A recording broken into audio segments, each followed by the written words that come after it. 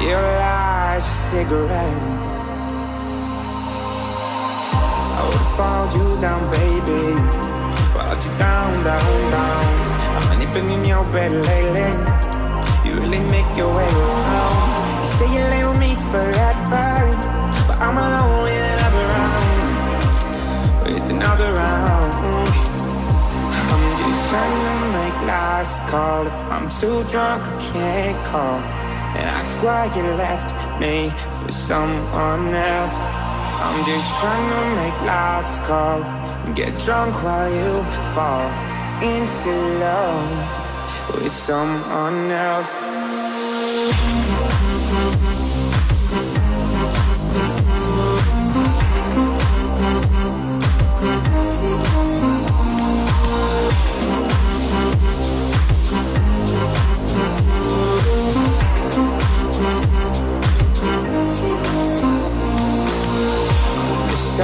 I don't know where I've been. I taste like ash and wine. When you wake up with him, does his body feel like mine?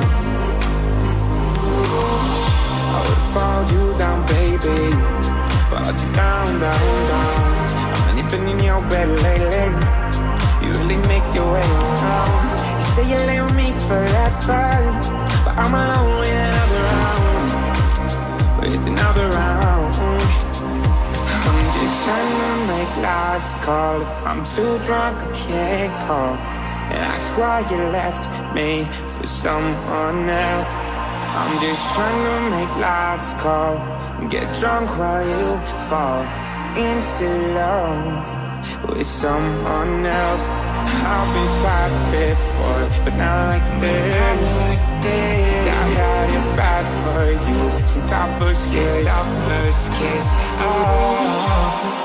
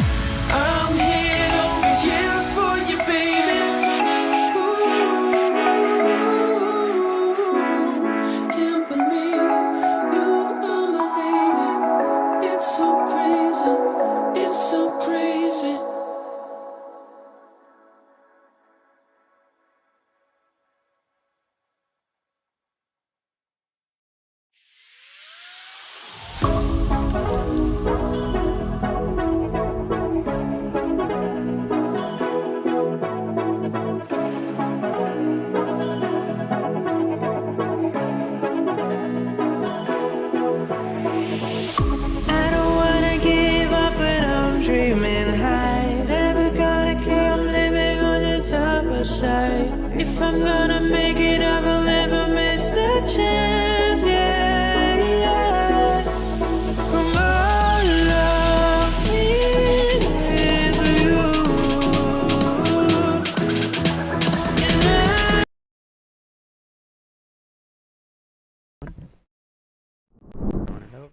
Hello and welcome to the Gymnastics Network. Today we are going on an extreme adventure to see two amazing teams in a battle to see who is going to qualify for NCAAs. Guys, top 12 make the NCAA championships, and today we have number 12 and number 13 very, very close to see who's going to actually end up qualifying for the NCAA championships going into the postseason for both of these teams for the ECAC championships. But before we can get to the meet, we have to introduce our guests. If you were here earlier, I'm sure you remember Kevin, but we're joined by a new guest today, Jeff Robinson. Why don't you guys take a moment and introduce yourselves? Hi, guys. I'm Jeff Robinson. I'm glad to be here. I'm not Johnny Roethlisberger. For those of you who are hoping for Johnny, I hope you're not disappointed. I know he was kind of advertised for both of these events today, but you get me. So I'm happy to be here. I was the Air Force coach for 9 seasons, and I'm looking forward to the event tremendously. It is a high-pressure event. They're sitting right now on the bubble, on the bottom side of the bubble. William and Mary on the top side of the bubble, and we'll see how it shakes out today. We're happy to have you. Kevin? Yeah, it's good to be back. Doubleheader for me today, and excited that Jeff's joining us. This is going to be a great event. I'm coming to you from Houston, Texas. Been here my whole life for the most part. I was an SIU gymnast, Southern Illinois. Had the opportunity to go to 5 Olympic Games, was head coach of 3 of those teams, and 11 World Championships. And, you know, for me, it all started at SIU as a collegiate athlete, and I wouldn't have been able to do those if it wasn't for my college experience. And that just laid the groundwork for everything I know today. And, again, if it wasn't for NCAA men's gymnastics, I wouldn't be here. And I am excited to be here, and this is going to be a great event. Can't wait to see what these guys have in store for us. So thanks for having me back. Yeah, thanks for being here. It's going to be a blast today. It's going to be a really fun matchup, especially just knowing what's on the line, the last regular season meet of the year for both teams. And going to know who's going to be heading into postseason, whether it's going to be Air Force that qualifies for NCAAs or William & Mary. I think, in a quick prediction, I think William & Mary is going to take it. And we'll see. The reason I say that is one of the things that the Air Force head coach currently, a lot of the gyms have been saying, is that they're prioritizing start value and William & Mary is prioritizing execution. And if you know the saying right, execution will always trump start value. But it's gymnastics and it's 5 up, 5 count, as John would say, and anything could happen.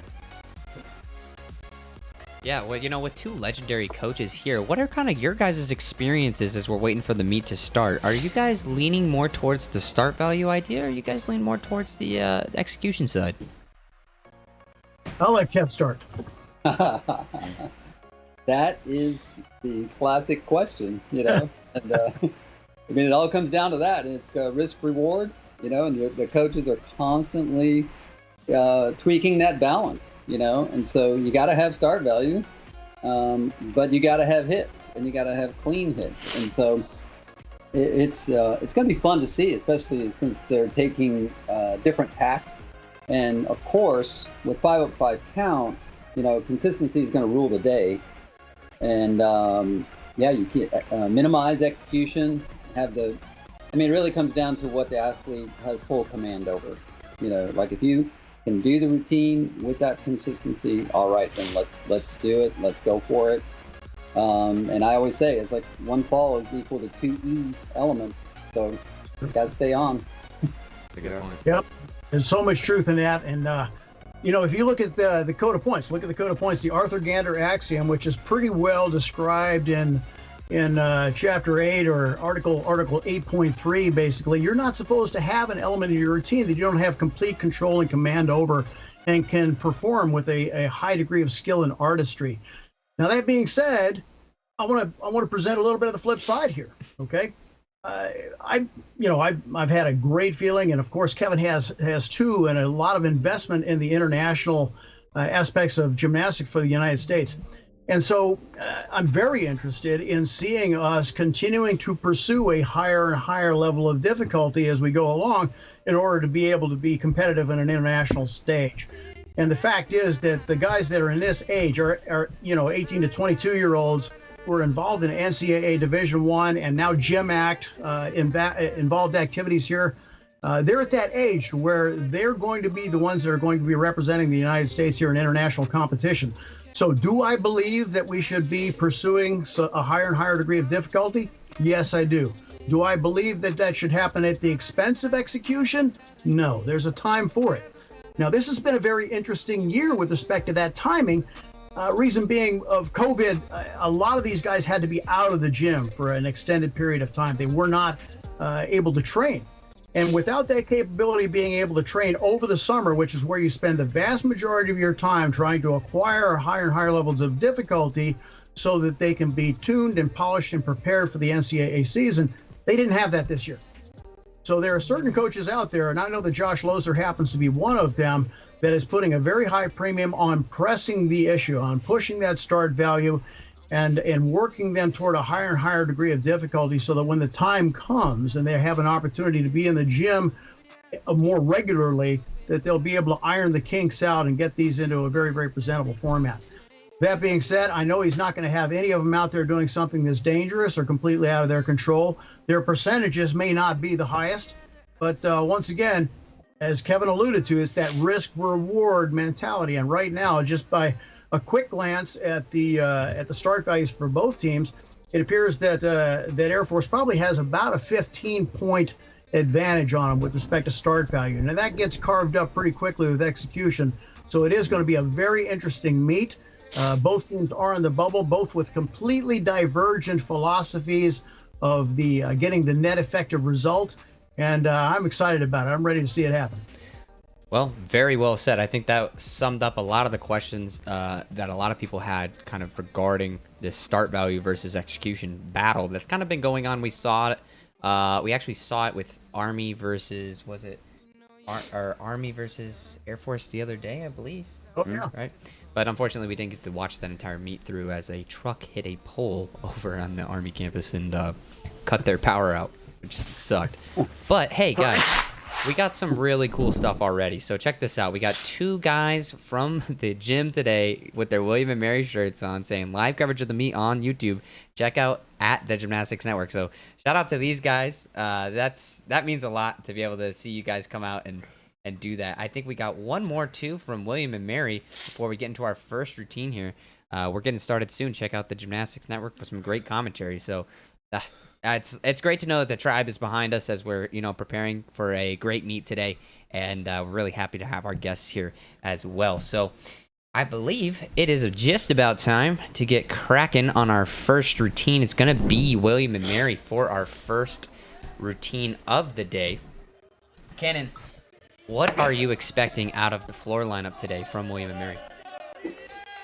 Well, I'm expecting them to go out there and hit their routines exactly how they have been hitting the routines this entire season. This isn't really the time for any drastic changes or improvements or even downgrades in lineups. This is the time for you to trust your preparation and just compete as you always have been. And William & Mary has been a pretty consistent team across the board, and especially on the floor exercise. So I expect today's going to be no different. Agreed. I mean, something that's really beautiful about William and Mary's gymnastics is that somehow they've been able to really find that balance for themselves this year on start value and execution. And it was crazy to us when they first started coming out of the box, just swinging, really looking like a team that could come out and do a great job at the NCAAs.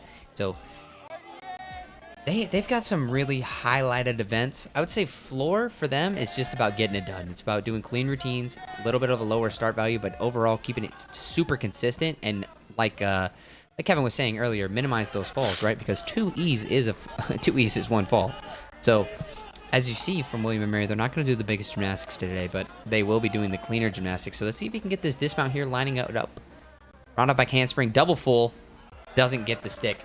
But Not quite. something I wanted to mention before we really get into this meet, guys, you see that counter at the top, you see a 0 and a 0. What that means is it is a stick counter. So here's what that means, okay? For every stick that is stuck on either team, we keep track of it. Now, the team at the end of the day that has the most sticks is actually going to take home a prize pot. And that prize pot is determined by the community.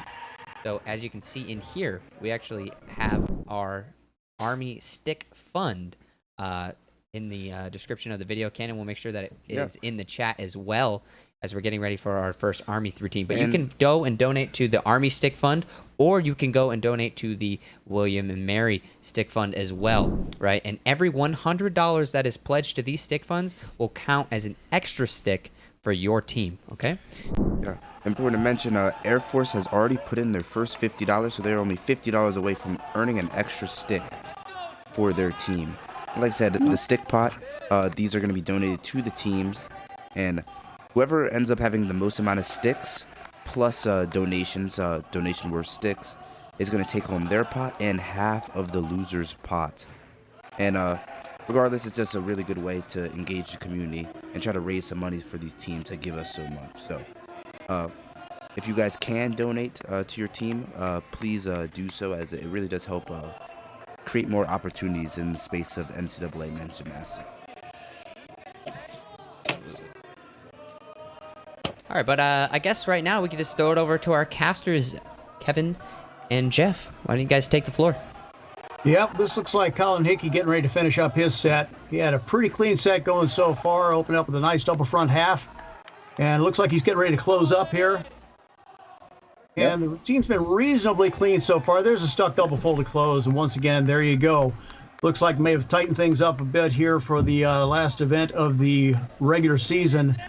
But that was a reasonably clean routine. I think he hopped out just a little bit there on pass number 2 or 3. But yeah, reasonable routine. Very nice. Good job. Got the first stick, too. There it is on the board. Bada bing. Let's get those donations rolling, too. You know, it helps everybody. It helps all of collegiate athletics, the non-rev sports. You know, let's keep it rolling. That was awesome. Right. Good couple of good hits to start the meet off. This is Zane? Zane Petrus. Got a 14-8. And he too he's mounted with double front tuck. And I believe he does. Zane is really good. Zane has been a pretty crucial part on their floor and vault lineups. Just put up some pretty clean routines. I have said, I will say that his consistency has been a little bit spotty for me, but nonetheless, a very good gymnast, and definitely gonna put up some numbers today. All right, here we go. Get that mount. Yep, double front. Ooh, good job. Gets to his feet. I think 1.5 front full here. Yep, 1.5 full, good and clean, 1 hop. Stays with it. Front lay. Hey, Rudy.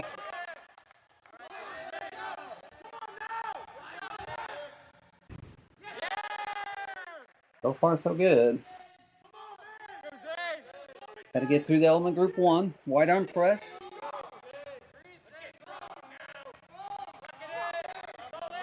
Good. That's a good wide arm press. That's for very sure. good. Seen a lot of them that are not that low to the ground, that's for sure. Yeah, that was no deduction. That was really good. Got this pass and gonna bring it home with a back 2.5. Let's see if he can get a stick. Obviously, a little harder to stick. Yep, That, 2.5 start with a stick. Let's see what he's got. Here we go. Small step. Yep, good job though. Clean hit. What they need. They're And gonna once need again, some you know, this sticks. is the legacy of William and Mary. They've been doing this for literally for years and years back in the Cliff Gauthier days. it was always the most clean gymnastics that you would ever hope to see. And that legacy has just been passed down to Mike, of course, and with Bo out there, they've kept it going. And these guys are going to be clean. They're definitely going to be clean. So, once again, start value being what it is, the net effective result with respect to execution is always what ends up winning a meet. So we're gonna find out. It'll be a fun meet to watch. Absolutely. Yeah, definitely got to give shout out to Bo there. Good to see Bo out there too. Absolutely. Bo Moore, assistant coach, William Mary. Outstanding coach, even better guy. Here we go. Air Force. Yeah, this is Scotty. I think anyway. Yep. Yeah, Scotty McMurray's out of Utah. Senior this year. I can't believe it. Time's been flying by. Now, 4.5. Danny. General.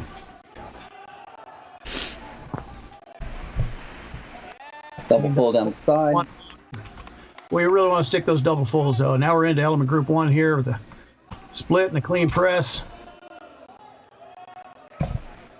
Ooh, hangs on. He was falling out of it. I don't know. I think he might have squeaked the hold in there. We'll see. Yeah. Followed up by a second one.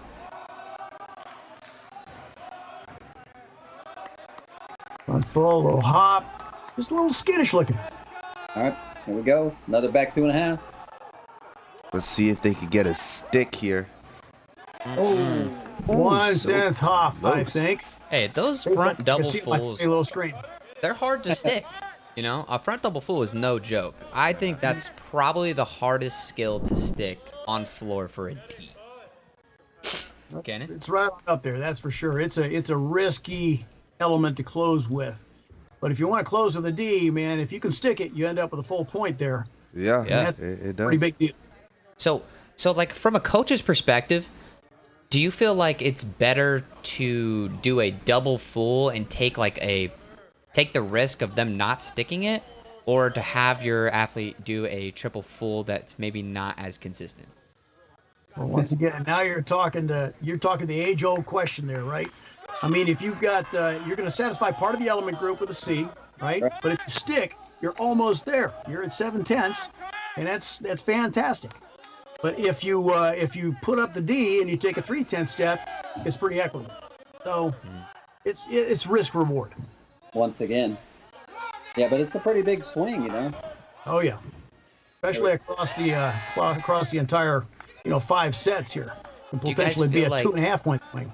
Do you guys feel like that's kind of like dependent on the athlete, and as like you get to know the guy more and more, you can make that decision as a coach to say this guy's going to do that, but then this guy's going to do maybe not the same thing?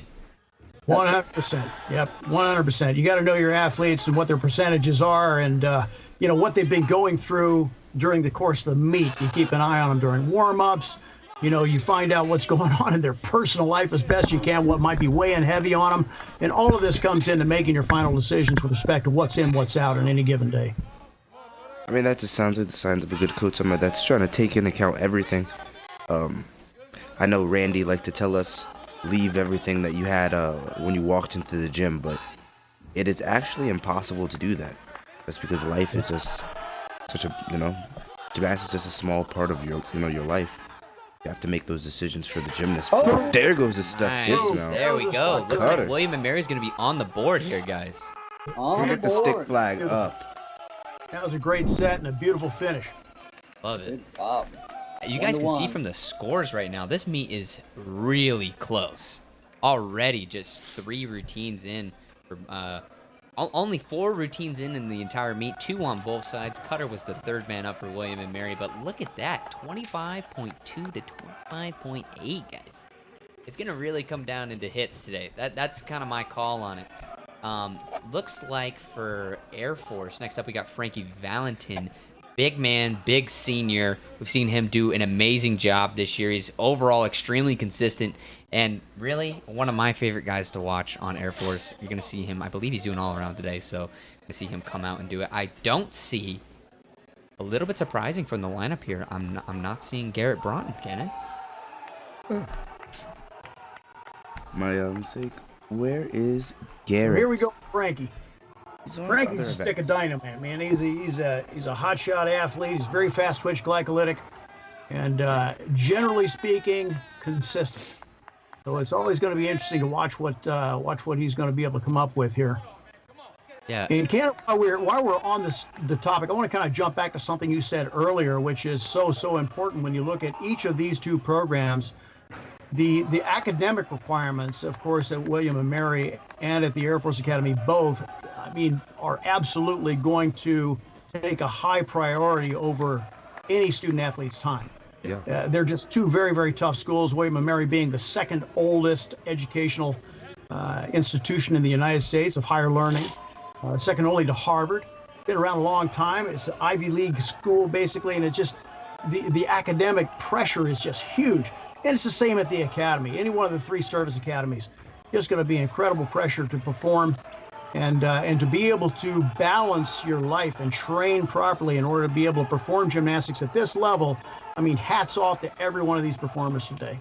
Absolutely. Yeah. Here's Frankie with a 1/10, maybe 3/10 hop, depending on how you see it. And once again, that's in the hands of the judges. Yeah. I mean, we never really talk about the academics on the show, so I'm happy that you brought that up because I know a lot of people that actually ask questions like that about the academics. And, you know, it's such an important part of every student athlete's time because as of currently, you know, there's not really much you could really do with gymnastics after college. This is kind of the highest level of gymnastics. It's really important that, you know, we pay attention to our academics and the things that go on in our personal lives because they do play a factor into how we do gymnastics. But I wanted to ask you a question, Jeff. One of the viewers in the chat asked a lot earlier how to get recruited being an international student. Well, if you're an international student, you're not going to get recruited to an academy. You can get recruited to a civilian school, but the service academies are all going to require U.S. citizenship to get recruited. Now, we have foreign students that come in and spend a semester, spend a year at the academy, but these are international diplomatic arrangements that have been made well in advance. So you cannot get recruited to one of the service academies that offers gymnastics unless you are a U.S. citizen. Interesting.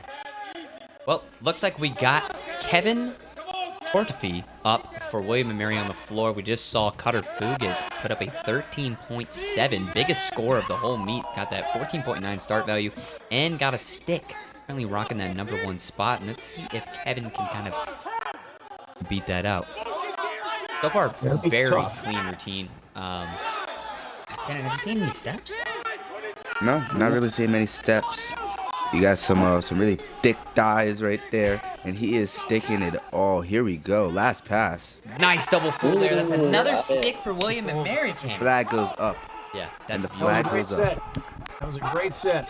And once again, you mentioned Cutter Fugit. He's a Colorado native. Watched him grow up out there at 5280 and just a fantastic player for William and Mary. Yeah, Cutter is from that famed gym 5280 with Ewell and Taylor and a bunch of other Logan Myers, a bunch of other really good guys. Vit. Yeah, to the chat, guys, this is going to be one of the most interesting meets that we've seen all season. You know, there's so much on the line here for these teams.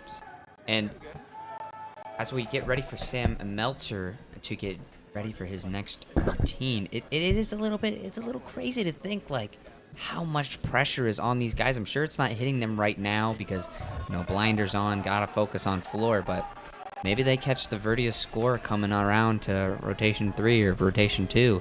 It might get in some of these guys' heads, so it's going to be about how they're able to handle that pressure today as a team and as athletes. Yeah. Got William and Mary 4 for 4. Really great start from All Sam right, there. came out the stuck double Arabian. Nice job for Sam Metzler. That is his name. I know you guys have been working hard on trying to get that one right all season long, but God bless him. He's a great kid. He's out of Doug Price's gym. And Doug told me about him at JO's back in Daytona, I think it was, years ago, and said somebody's going to get a real hot shot. And this young man has just proven himself worthy with respect to his degree of difficulty on floor and vault.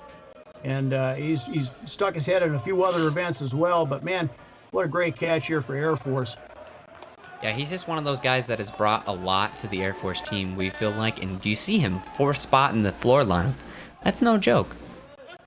There's a lot of start value over at Air Force, and I think if you can keep clean and you can do some really good gymnastics, I think you can go really far over there at Air Force. So it looks like Sam's going to line up for his last...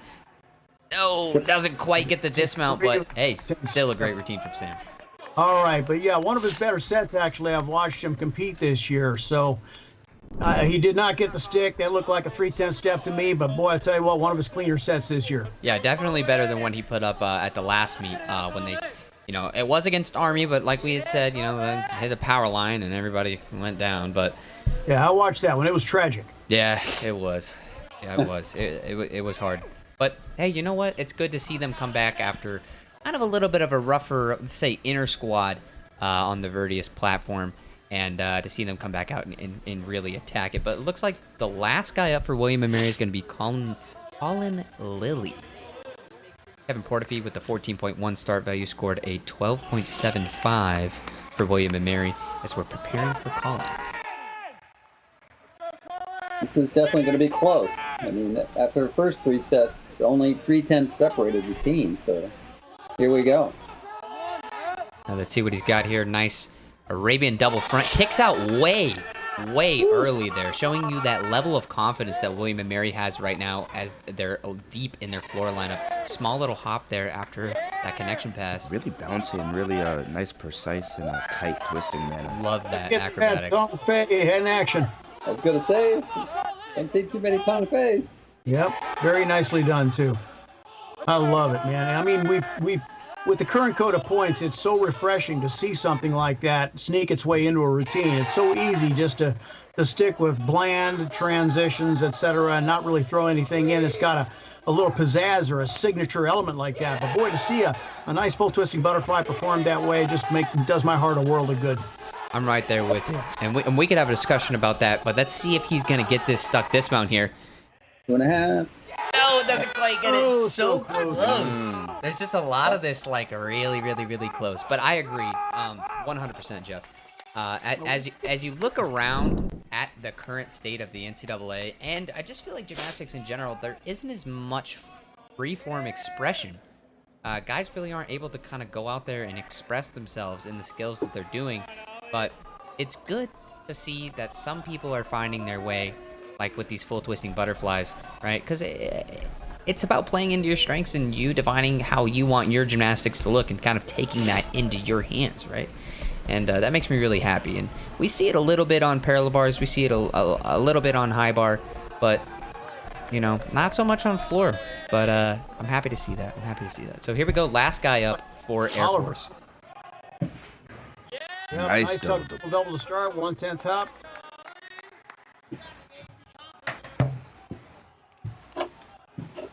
Oh my gosh. Nice.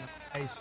Well, Oliver Full. actually fell on this routine last week on that exact pass, and then again on his triple full as his dismount. That's right. He had 2 falls. So we're gonna see him try to pick it up, and right now he's really chopping through this routine. Nice double twist punch full, second pass, and then a back 2.5 as his third pass. Speaking of kind of artistry, I really like his non-acro here. You don't see a lot of guys do that mana either, just like the full twisting butterfly, and it's really good to see stuff like that. Keeps kind of the heart of what I believe gymnastics really is alive. Well done, too. And a nice double full, but not the dismount. We're going to see one more pass here, guys. Triple full. Come on, baby. Triple full. Come on, baby. Give me Come the on. stick. Here we go. Oh, Close. so close. Doesn't quite get it, but you know what? Much better routine than what he had done at the last meet. Really good to see him come back out, perform, pick up those areas that he had struggled on before. And that's what it's about, right? Improving every single week. And when you have a hiccup, make sure that you go back out there and kill it on your next round. Absolutely. Yeah, so far, Air Force has performed better on floor than I've seen them perform this season so far. It's been very, very pleasing to see that. I agree. This is like one of their best starts to a meet that we've seen all year. But I guess kind of a good question to throw to the coaches is when you're talking to an athlete about bouncing back, right, after a really rough routine, kind of what does that process look like? Go ahead, Kev. Hey, I mean, you gotta, do your best to have a short-term memory. Just let it go. There's nothing you can do about what just happened, but you have control over what's about to happen. So you just gotta try to instill their confidence and know that everybody makes mistakes. It's okay, and you gotta instill that belief in them. There's no. I mean, you always consider they're trying as hard as they possibly can. And let's face it, gymnastics is definitely the hardest sport there is out there. I mean, it's just insanely difficult. So you just tell them, hey, put it behind you. If you put in 100%, we're good. So just pick it up and let's move on to the next event. I like that mentality. That was something that Randy Jepson and I had talked a lot about. Something that's important to remember is that your mentality carries so much. So if you're able to have a short memory and you can throw off other things, and then you can't ever be upset with yourself if you gave 100%. Boom, nailed it. Beautiful double folded close. And once again, a lot of talking, but that was a clean set. Really, really clean set. Yeah, really good stuff from Aiden. But the thing is, Aiden is not in the lineup today, guys. He is the 6-man up. He's in an exhibition spot. Player. So we will not be counting his stick for the actual counter, just to keep it fair between the teams. Don't want to be giving the other team more chances than the other one. But looks like we finish out the rotation. And guys, oh my gosh, a half of a tenth difference right now between these two teams. That is, I'm sweating right now. I need to go get myself some water, because there's not a lot of times that, one, you have a meet that matters this much, but simultaneously, do you have a meet that is really that close, right? That's something else. Wow. I think that's the closest meet I've seen all year, besides Penn State, Illinois. And once Stanford. again, here's where you see that meeting of the philosophies in the middle. You've got a similar net effective result with two completely divergent philosophies with respect to cleanliness versus start value, etc. And it just helps to make things, a little bit more interesting when you watch a competition like this. And here we go to the critical event Pommel Wars to see who can stay on. Yeah, we're looking for one dismount per routine here. Yeah, absolutely.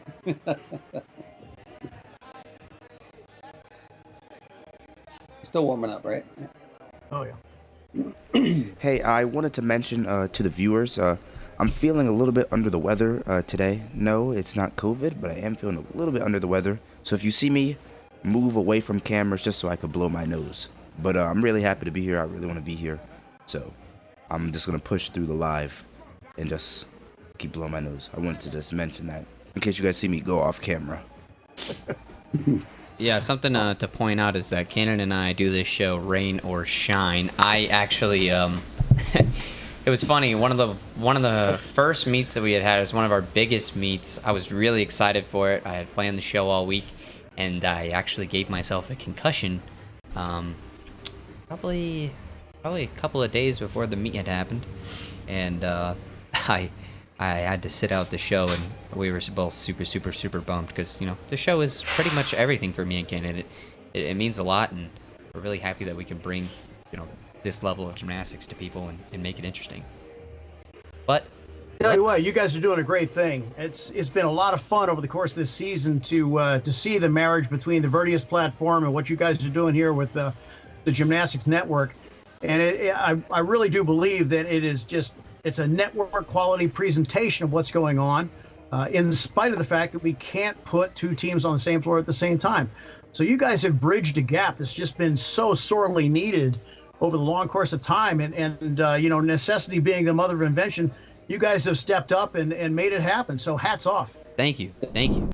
And as the future goes, I only want more, right? I only want this to be better and better and better as we move into the future. And that involves a lot of other things that I have in the works. And Cannon and I getting the experience to commentate some other meets, because we really do want to go out and commentate other meets as well. I feel like we bring a really unique style that we're super excited to share with people. But let's check this out, guys. $150 for William and Mary already in their stick fund. So shout out to them. That's going to be a extra stick for William and Mary. But hey, Air Force is not sleeping either. $50 already donated to Air Force. That means they're about $50 out from getting an extra stick. We're going to wait until the halfway point to adjust for the sticks. And then at that point, we'll reassess and say, hey, this team needs to get more sticks on the board, or that team needs to get more sticks on the board. But if you want to donate during this time, this is the best time during these first 3 events. And then we'll recoup. We'll add them up halfway through, and then we'll reassess. But something we're going to do today, because this meet is so close, guys, if they hit a pommel horse routine and there are no large deductions, and this is going to be between... I'm gonna leave the calls to the both of you, and you both have to agree that it was a good hit, a hit with no large deduction, and they cannot step on the dismount. We will count that as a stick for the counter. How's that sound? That sounds fair. All right. Like it. I like it. Just another way for them to get a little bit more number under their chest. And pommel horse is such an important event for both of these teams, right? Because pommel horse can be one of those meltdown events, and when you're in a 5 count situation where you have to hit every single routine, missing a pommel horse routine can have a very large detriment to your team score. But as we're preparing for our first guy to go on the pommel horse, I want to throw a good question out to you guys about kind of pommel horse mentality, right? Because it's one of those events you have to be extremely confident on. What is something that you would tell your athlete in a situation like this with so much pressure? What's kind of your guys' mentality as a coach when you're approaching an event like this at such a stressful time? Go first, buddy. Let's see that team right there with Raj. Oh yeah. You know, it was 3-up-3 count, and I mean it goes for all the athletes. You know, it's about preparation and happens in the gym prior to that moment. So pressure sets, change it up, start on the other side of the horse. I mean, we actually threw pit blocks at Raj as he was doing routines and yelling at him and everything, just to pressurize practice as much as possible. So, practice like you're going to compete like you practice. It's the same old adage. And then also have a way to stay calm, and that has to be practiced as well. Do you take a few deep breaths? We had a number like you want to be too amped, but you also want to be, falling asleep. So like 7 was the number. Okay, so I'm ready to go, but I'm not, too fired up. And so you kind of connect with something that's familiar, and you go through that routine, and you just try to make it as same as possible. Absolutely. Here we go with our first set. Let's take a look. Here we go. This is Cutter. He's got 13.7 start value. Starting with scissor full. Another nice work so far. Here we go. Get into the circle. Hey, Kroll, nice. Kroll, yeah. Good job. Center. Check care. Oh. Stock A. Go. And Bailey down to handstand. Nicely. Oh, well done. Nicely done routine. Of course, the opening scissor combination, very, very common scissor combination, scissor pull, scissor half, picking it up into circles, nice crawl down to the end, and then, just a beautifully constructed set. Not super high in difficulty, but man, squeaky clean. Looked great. All right, so do we give that one are we giving that one a hit? Are we giving that one a hit? Giving it a stick? That's a hit set. All right. Putting them on the board. Not to mention the added pressure of going first. Yeah. Being that leadoff man. Being leadoff man is tough. So here we go with this is Noah, right? It looks like Noah Everett. It is. Noah Everett can swing some good horse. He's out of Orlando, Florida, the Lake Mary area, actually, just a little bit north of Orlando. But good athlete. I didn't get a chance to see him compete his first year. He had a series of injuries that kept him out of competition. but it's been a pleasure to watch him come around and be a very meaningful part of the effort here on Air Force's behalf in the last couple of years. Here we go. Jeff, it looks like we got some fans of you in the chat as well. Shout out to Jacopo, shout out Tony Beck, shout out Psych. Appreciate you guys being here, as well as Andrew Fisher. Appreciate you guys. Awesome. Yeah, make sure you guys check out that chat. You know, people love talking to you guys, but let's get into Noah Everett's routine here.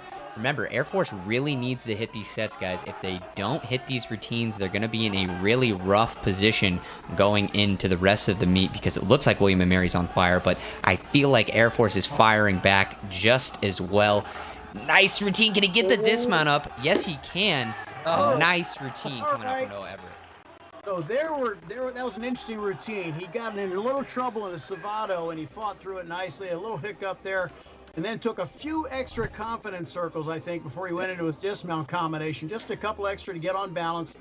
And, definitely used a little bit of strength on a dismount there, but overall, pretty darn nice and a good lead-off set once again. Yeah, that's that tough position off, and he fought to the end, got through it. Right, he didn't ever stop on the way up on dismount, got it. So, you can give it to him.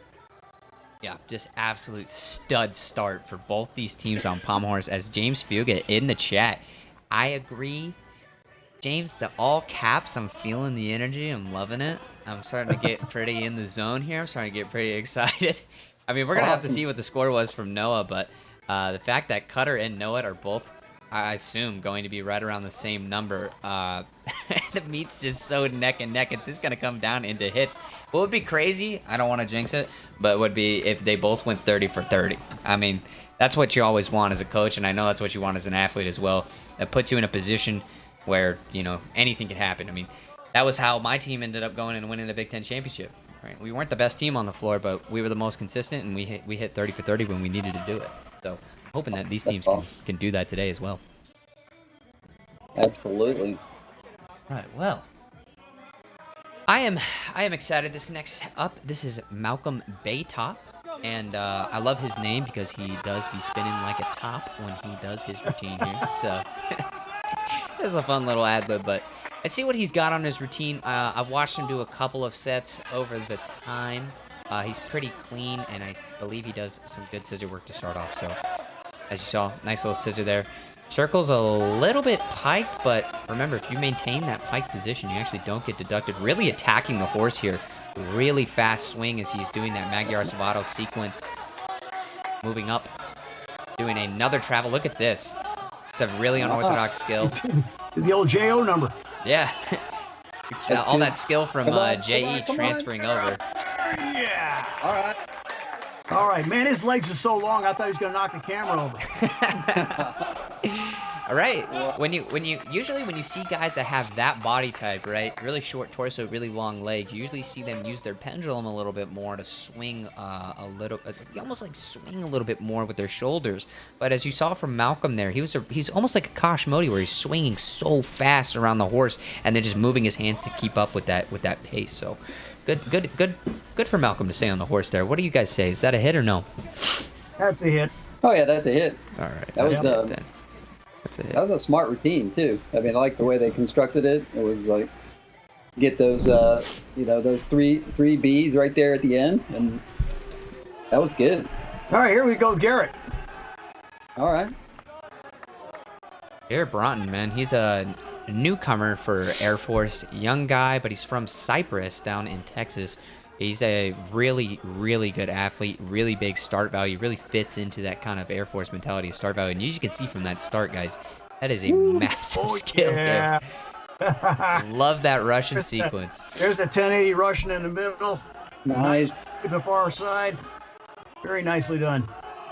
There's your back Roth. Wow. And what looks like another 1080 Russian coming up. Come on. Yep. Get there. Get it. Be strong, huh? It's good to be strong. Oh, Oh, snap, you don't see that happen often. That hurt.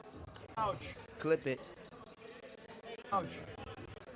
That's one of those situations where you're going up there, you know you're going to on the wrong side of the horse. You got a split second to make that decision whether you're going to do that next post of the arm and try to put your foot down first, or just a tough second to make the thing happen.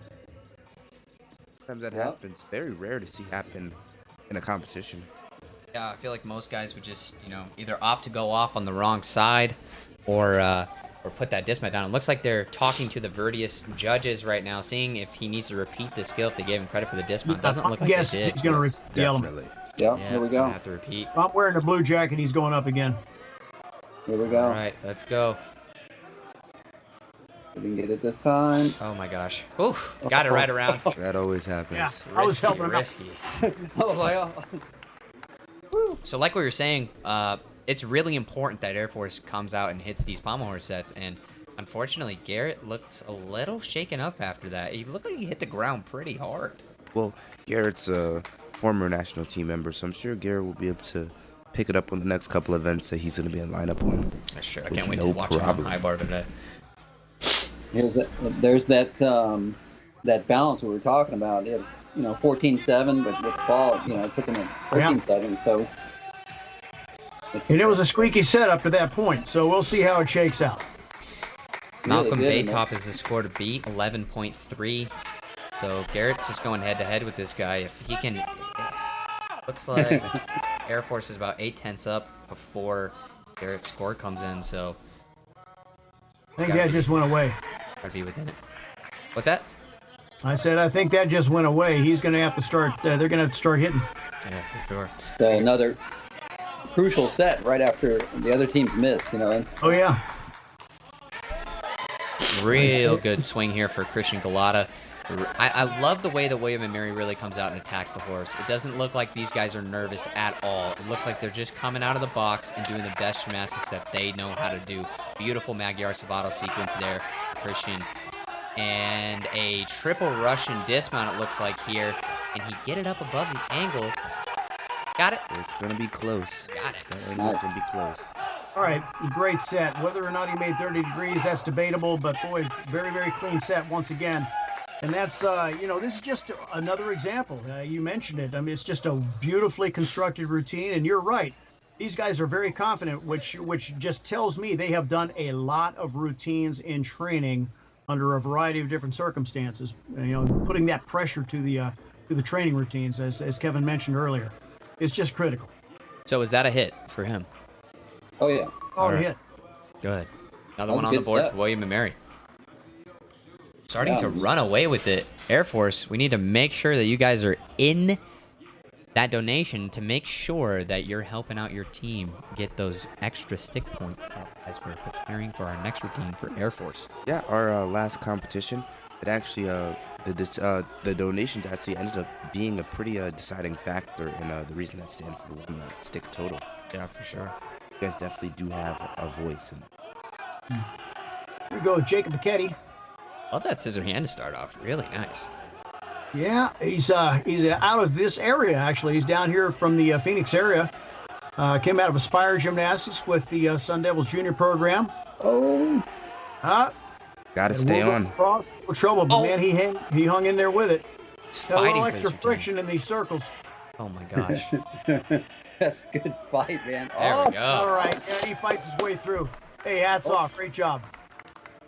So, what do you guys say? Is that a hit or not? Boy, I tell you what, it's that's what he call a blue collar set right there. Okay, Yeah. he just worked his way through it. I'm not sure whether it's debatable as to whether it was a hit or not. He didn't come off the horse.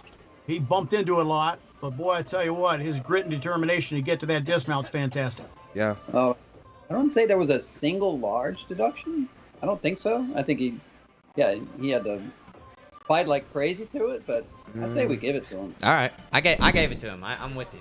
I'm with you all the All way. right, I'll go along with that. And that was really, really much needed set from Air Force. That was a Yeah. That's Yeah, it. when you have to fall, like with one of your key players, you really want to have that next guy get up and stop the bleeding. Yeah, And that's exactly. a term you hear just thrown around all the time. Hey, stop the bleeding. Let's get up there and have a clean set. Said that. Who said that word? Stop the bleeding, Kenan. here we go. I don't know. Oh, nice scissor hand there, start. Nice. I've seen Wow, that was cool, Shook man. man, strong. He did Yeah, false Christian scissor Mars there. is a beast. Gonna see him on. I believe he does rings as well. Yep. That's that 1-2-5 Magyar. That was cool. Mm-hmm. Nice stock B up. Check care. Stock A. There you go. Gonna get the wow. That's the best dismount we've seen all day. Yeah, that was a dismount. That's how you Very want to nicely done. A lot of Once times we again, see good guys. clean set. Beautifully constructed. I agree with you. Beautifully constructed. And another thing too to remember, guys, is one of the biggest deductions that we see in the NCAA a lot of the times is on these dismounts. Get to the position to press up into the dismount, and a lot of times you can see feet drop. You can see them come around and hit the horse. Their butt's not high enough, or they'll press up and then drop. I mean, it is the key factor a lot of times in people's pommel horse deductions. So to see Christian Marsh come out and do a dismount like that, that shows why he's so deep in the lineup. I mean, that is textbook. That's exactly how you want to do dismounts. But here we go. Frankie Valentin for Air Force here. He's got to hit these sets. Air Force is starting to run away a little bit with this rotation, but they need to make sure that they hit the rest of their routines, especially on their bigger guys like Frankie. Oh, nice. He looks like he's in good rhythm here. A D-flop combination here with the Stockleys. And here comes the 270 back into the center. Nicely done. 3-2-1, Savato down to the end. Now he's got to work on rhythm, just rhythm. Focus on the rhythm. Come on. Come on. Speed is your friend. All right. Come Got on, Check the here this once dismount. again. Couple clean B's there to finish up. Bang! Up there you go. Nice. That was a great set. Beautifully done, Frankie. Nice job. Well, that's a hit for sure. But That was a clutch hit right there. yeah, Frankie. No doubt. Frankie's been doing a pretty good job this year. He's just been so consistent on every event that he's done, and I really feel that he's that rock, just that rock for Air Force. You know, if he's having a good day, the team's having a good day. If he's having a bad day, sometimes Air Force comes in and needs to pick up for him. Well, you know, I'll give you another rock in the Air Force program right now. You're looking at him right now prepping the horse, and that's Sergey Resnick. He's been a fantastic addition to the program. Just such a great coach. Got that competition experience out of OU, and man, he brings it to our program at Air Force. Just fantastic addition to the staff. Was HGA gymnast. Yeah, you betcha. I remember. HGA, baby. Here we go. Well, here we go with Aiden Coy. For William and Mary, we haven't seen any mess-ups yet. So far, it's been a pretty clean rotation. William and Mary does not have the biggest starts on pommel horse, so for them to come out and hit their routines is paramount. And Aiden Coy here seems like he is taking that mantra up as he puts his dismount up and does another Nice. beautiful routine for William and Mary.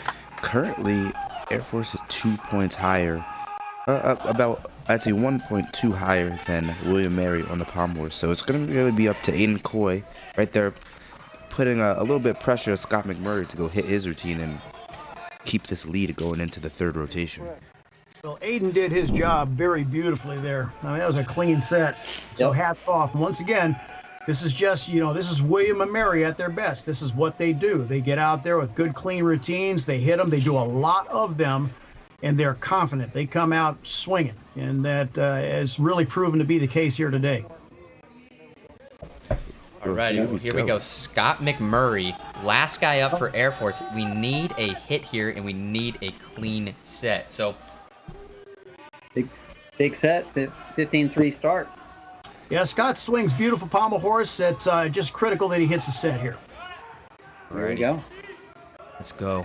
They need this big routine because they need a little bit of a lead going into the rest of the meet here, giving them a little bit of wiggle room as we prepare for some of these other events that are a little bit more high flying. But nice little start there. I like that. I like that spindle work. Spindles is very difficult skill on pommel horse. Very underappreciated skill as well. It was I really would agree. nice flop work for that one pommel circles. So far, so good. Keep Nice it going, tongue fei Smoker. there. Looks like he brushed the horse a little bit after that tongue fei, but he's picking it right back up into a beautiful Magyar, and you're going to see the Savato. Oh, I guess not. Steps right back up into the middle. It was a little bit of a different thing, but he splits his legs, but he fights to get that dismount game. Good fight. Good fight, Scotty. Luckily, that's not a deduction because he opened his legs going into this one, but never That closed. was, once again, got blue collar there at the end, but boy, I tell you what a great fight. And he made some great decisions. I think there were some great decisions made by the coaching staff prior to this particular event. And a really good on-the-fly decision made by Scotty there, too. Scott just put it on, man. That was We could good. definitely expect for Air Force to take the Pommel Horse title today. Most likely going to beat out Aiden Coy's score of an 11.9. So some really good stuff there coming out from them, and some really good improvement. Air Force's consistency has not looked better, and it could not have come at a better time. They need to beat William and Mary today. Yeah, this is the meat to be consistent for this team, and they are doing exactly that as we're getting ready for rotation 3 here. It looks like we end out the rotation at Air Force at a 62.4 and William and Mary at a 60.7. Nice. So a little bit of a gap starting for Air Force, but let's remember, this meet, anything can happen. A 2-point lead in gymnastics is nothing, guys. Well, not only that, but, you look at the competition, and yes, it's great. We've got, the bubble sitters on either side of the bubble, head-to-head competition today, which is fantastic. But ultimately, it boils down to the national qualifying score as well. So, I mean, regardless of how this meet shakes out, if it doesn't dramatically impact the national qualifying score, it's going to be a moot point for qualification to NCAAs. We've got to make this happen. It's got to be a pretty dramatic improvement on that qualifying score in order to be able to lock that position in.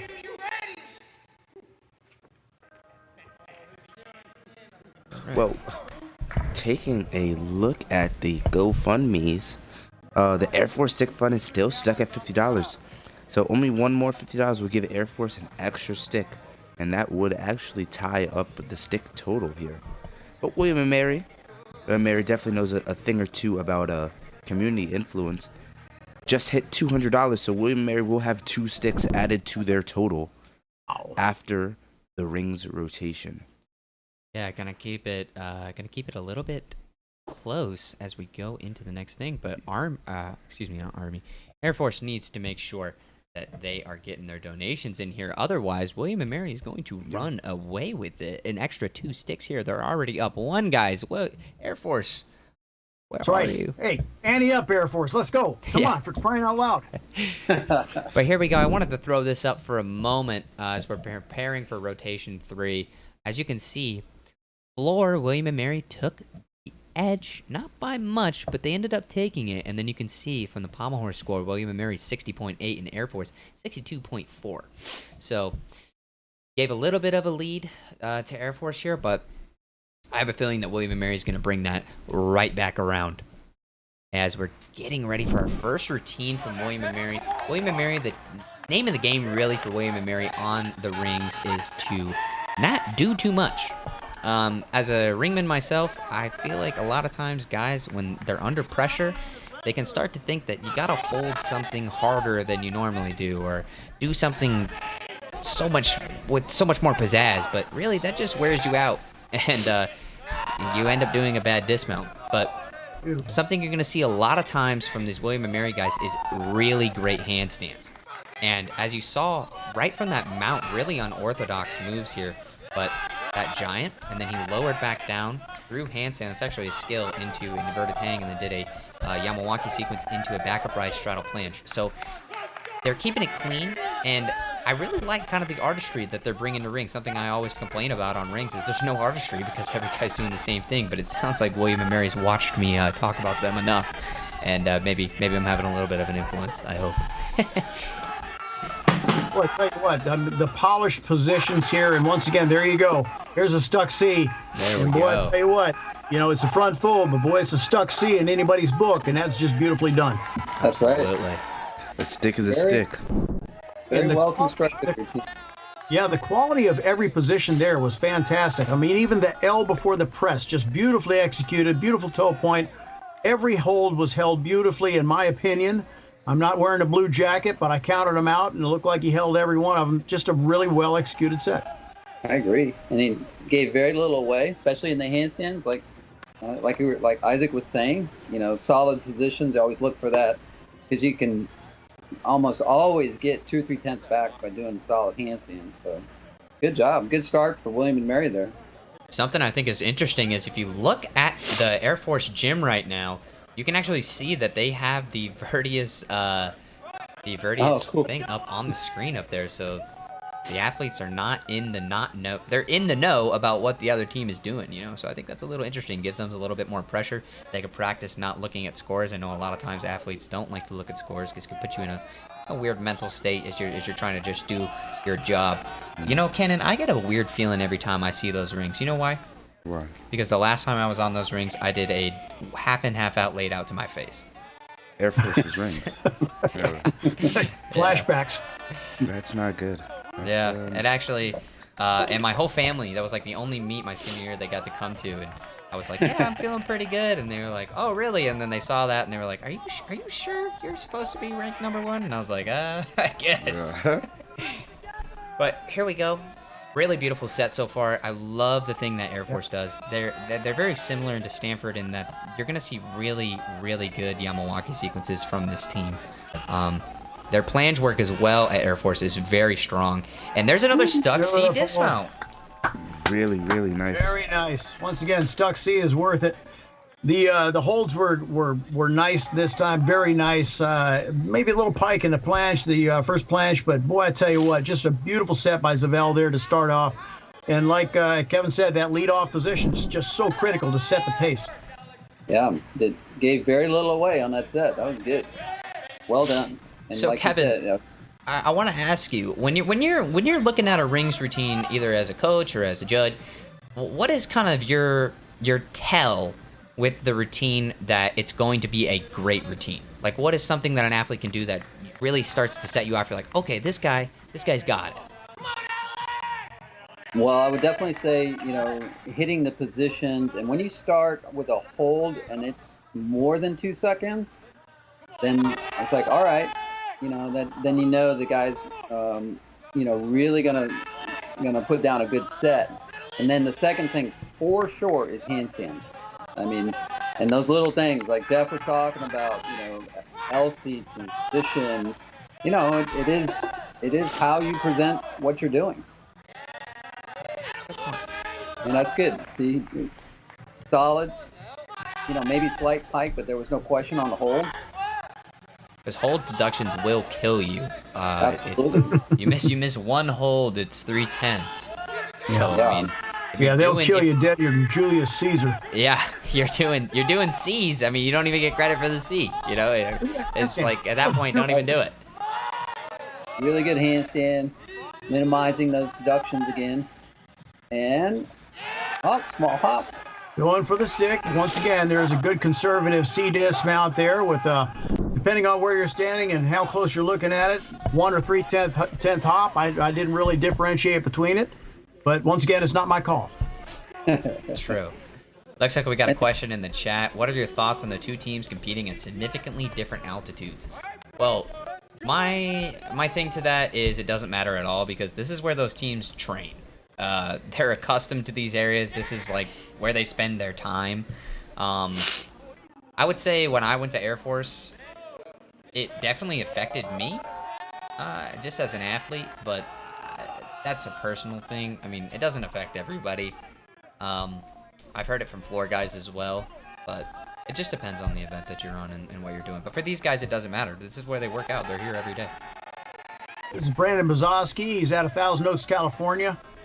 Had a brother, TJ Bzowski, was a Cal gymnast, I believe, and just great family, fantastic cross position here. Good start with the Azarian, followed up with the uprise cross. And once again, there's a beautiful set of Yamawakis there. Once again, it's a fixture. We don't have the same pieces of furniture basically these days in a ring routine. Just rearrange them feng shui at different directions, but. Yep. Tell you what, Yeah. this young man was just a pleasure to work with. He's come such a long way. Went for the hard way stick on the tuck 1.5 there. But boy, I tell you what, just a pleasure to watch him develop into the athlete he is today. You know, something that to speak a little bit more about, you know, what you look for is, you know, since you're right, since everybody does so many of the same skills, it's how can you do Yamawakis without making any noise? I think that's something that can be overlooked because it's another tell. It's like, oh wow, that was like really smooth and it didn't clang the cables too much and make a whole bunch of noise. So it's something that can give you just a little bit of an edge too, since everybody's doing them. True that. Helps you stand out a little bit. But this is going to be a mirror for mirror pastel for William and Mary. Look at that. That was a beautiful Kip L. Such a tough move. I know it's not easy to do. No, and it was just done beautifully. Once again, beautiful Yamawakis. There you go. And look at that L. Once again. Amir is the man. He really is. He's got a great ring set, and you're going to see him do an even better high bar set later today. Beautiful jam work that Amir has. And just look at those giants. That's what I'm talking about on William and Mary, guys. Very good. Yep, a little bit of swing. He dealt with it, no problem. Bailing at that right time, and then see if he can get this dismount. Swing through, that's a B. Right into a tuck tap and half out, but doesn't get the stick. Yeah, little hop, but still. Once again, just a beautifully executed routine. Well done, well done. Yeah, I think you're right. Oh, no, go ahead. No, he was right. It may only be a B, but that Kip L was amazing, man. Oh, man, just so good. Hats off to Amir, man. That's just and I think I heard you guys mention in the last one with Stanford, that's just an underrated skill. It really is. I think it should be a C, but that's just me. I'm going to have to disagree with that because a kip to cross is a C, and that's much harder. Well, don't get me started on a kip cross. Hey. Not a good skill. Oh, what do you mean not a good skill? Oh, I don't think it's a good skill. I used to do kip crosses, and there is no way that you can do a kip cross without getting a deduction. You can catch me in the DMs about this. Exactly why it's not a good skill. If you can't do it without any deduction, it's not a good skill. I actually took it out for that exact reason. I used to do it, and I found just doing back price cross so much easier. Yeah. All right, let's Garrett. Oh, here we go. Let's see how he's recovered from his pommel horse mishap there. Here we go. Beautiful. Planche.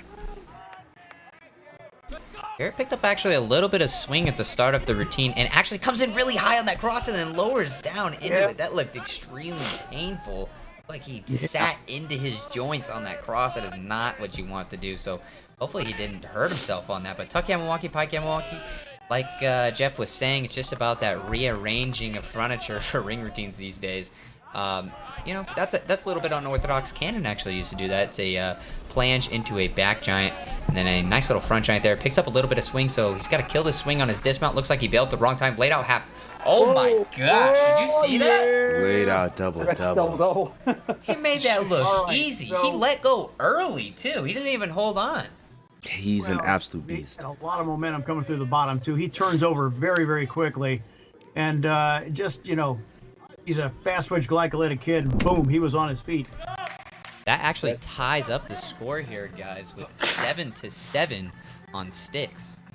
On a F-rated skill, man. That's big time. Yeah, it's a biggie. Well done. That's a hard dismount. I've tried training that. I'm sure you guys as coaches. This is a good point. What are you guys looking for on a laid out dismount like that? Eyes down. Eyes down. See that floor. Make sure you're not chucking your head back when you spin. Turnover. Yep. Turnover. Get through the rings, right? Absolutely. That was Ian Gunther did that really well at Stanford meet, and just keeping the shoulders down, and then it's actually a little counterintuitive. You want to keep shoulders down in the beginning, and then they'll rise up through the second half. Right, you got to hit that Phelps position, right? Absolutely. Good set going here. Yep. Andrew Lebowski. Really solid. Like I said, guys, William and Mary are going to see that all day from them on every event. Their handstands are just paramount, which is something I wish some other Big Ten schools would take a note of. And a tuck tap in out with another. I don't know. I don't know on that one.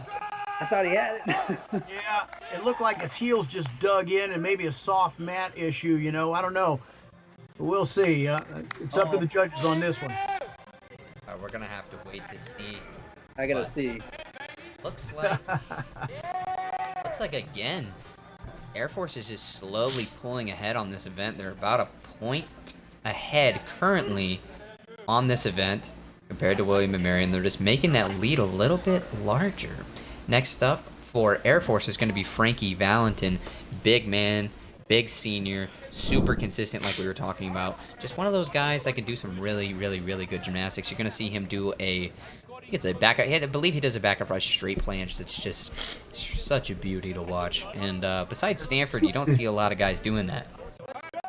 Yeah, he tends to go upright straight planche, and then he straddles and holds a B straddle planche directly afterwards. And I think it's become kind of a combination that Air Force has been using here recently. So we'll see if that's exactly what he does. I don't know.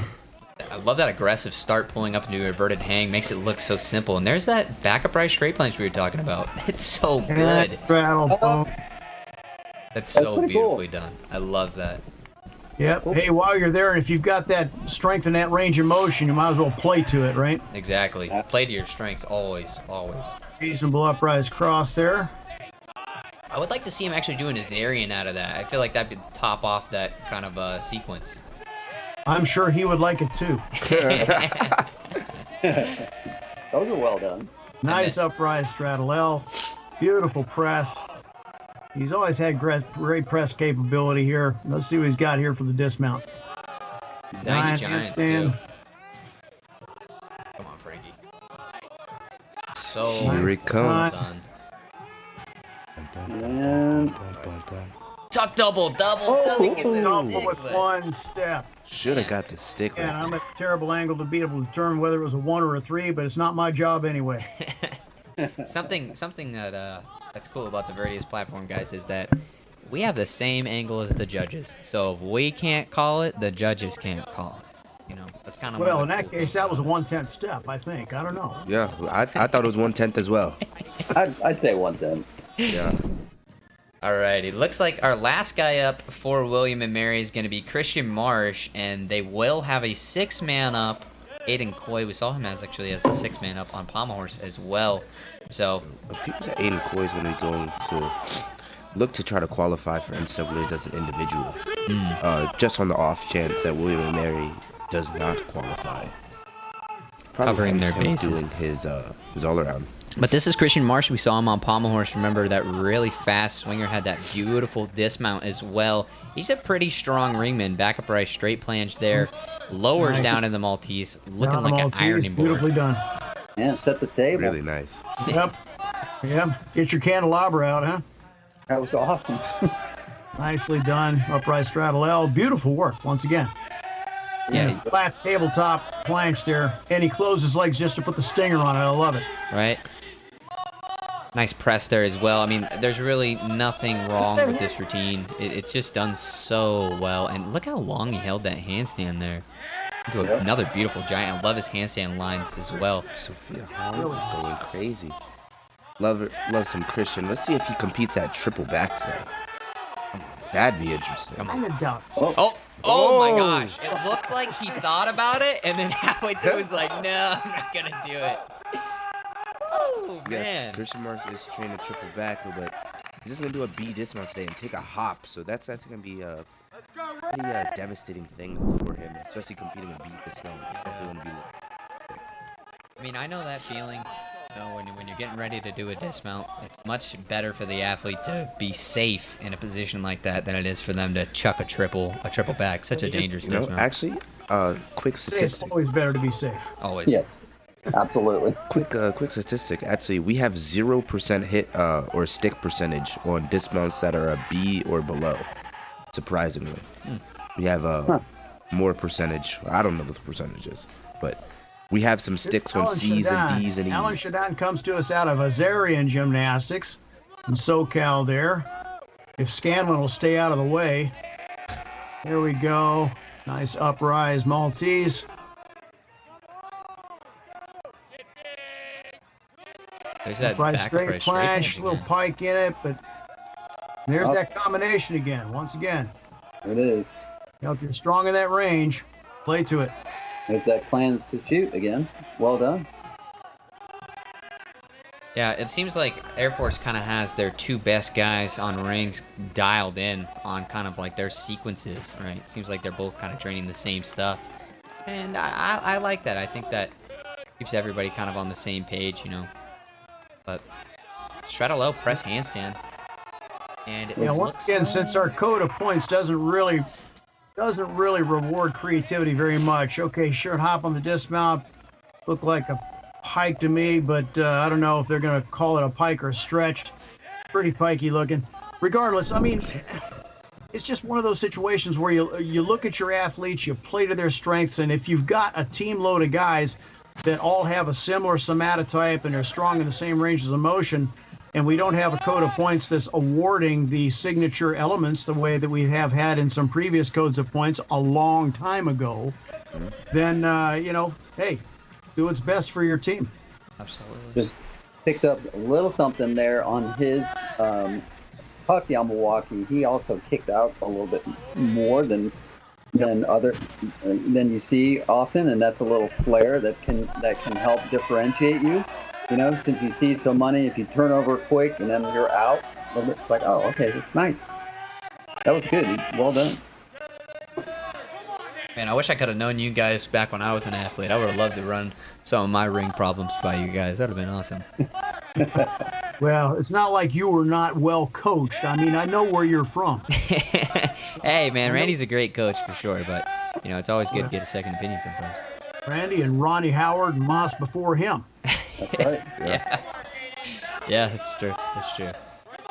My coaches definitely helped me a lot. Aiden Coy, though, for the 6-man up for William and Mary. Cannon said he's looking for that position today. Got a stick, but unfortunately can't count it.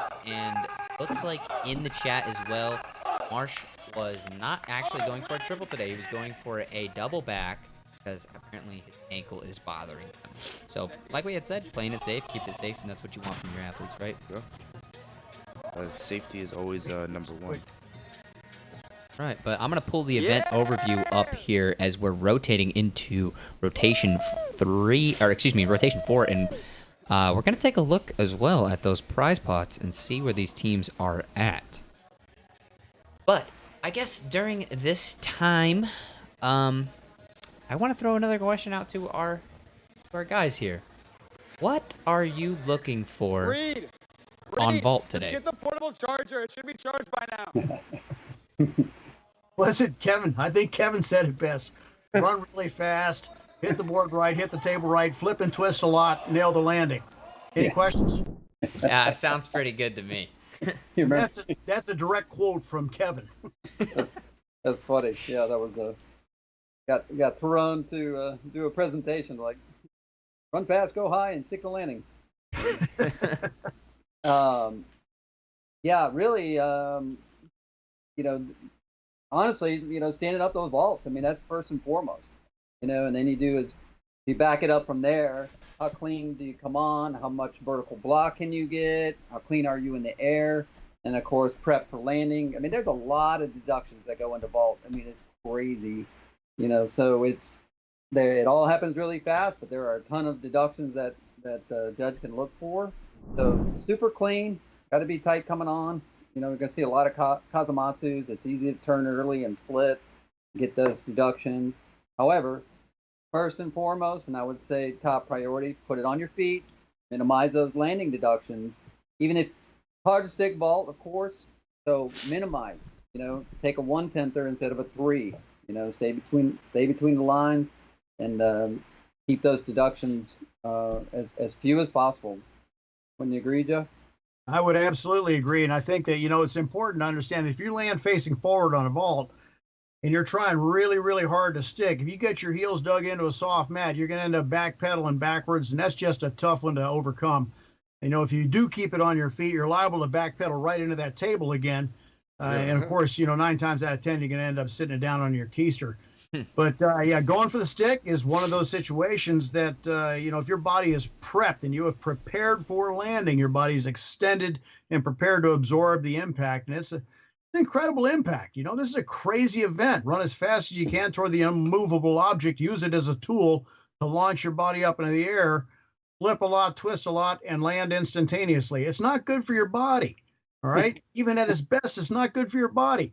So when it's not properly performed, the results can be tragic. And we've got a guy on the Air Force team coming up who has proven that to be the case and come back from incredible adversity. And I'll talk a little bit more about that as we get into the event. Certainly, we'd be remiss if we didn't, also mention the adversity that William and Mary's been through this past year. Oh my God! Oh my goodness, yeah. And hats off to everybody involved in the recovery efforts for the program. Just unbelievable. University president, the interim AD, everybody who got involved in that and did the research to verify which sports were most closely to being self-sustaining and whatnot. It was an incredible effort. An incredible. I mean, definitely hats off to, Mike Powell and everybody up there for basically turning it around completely. We got dropped, and then now here we are. They're back on the slate, and on good things to come. But they don't come easy.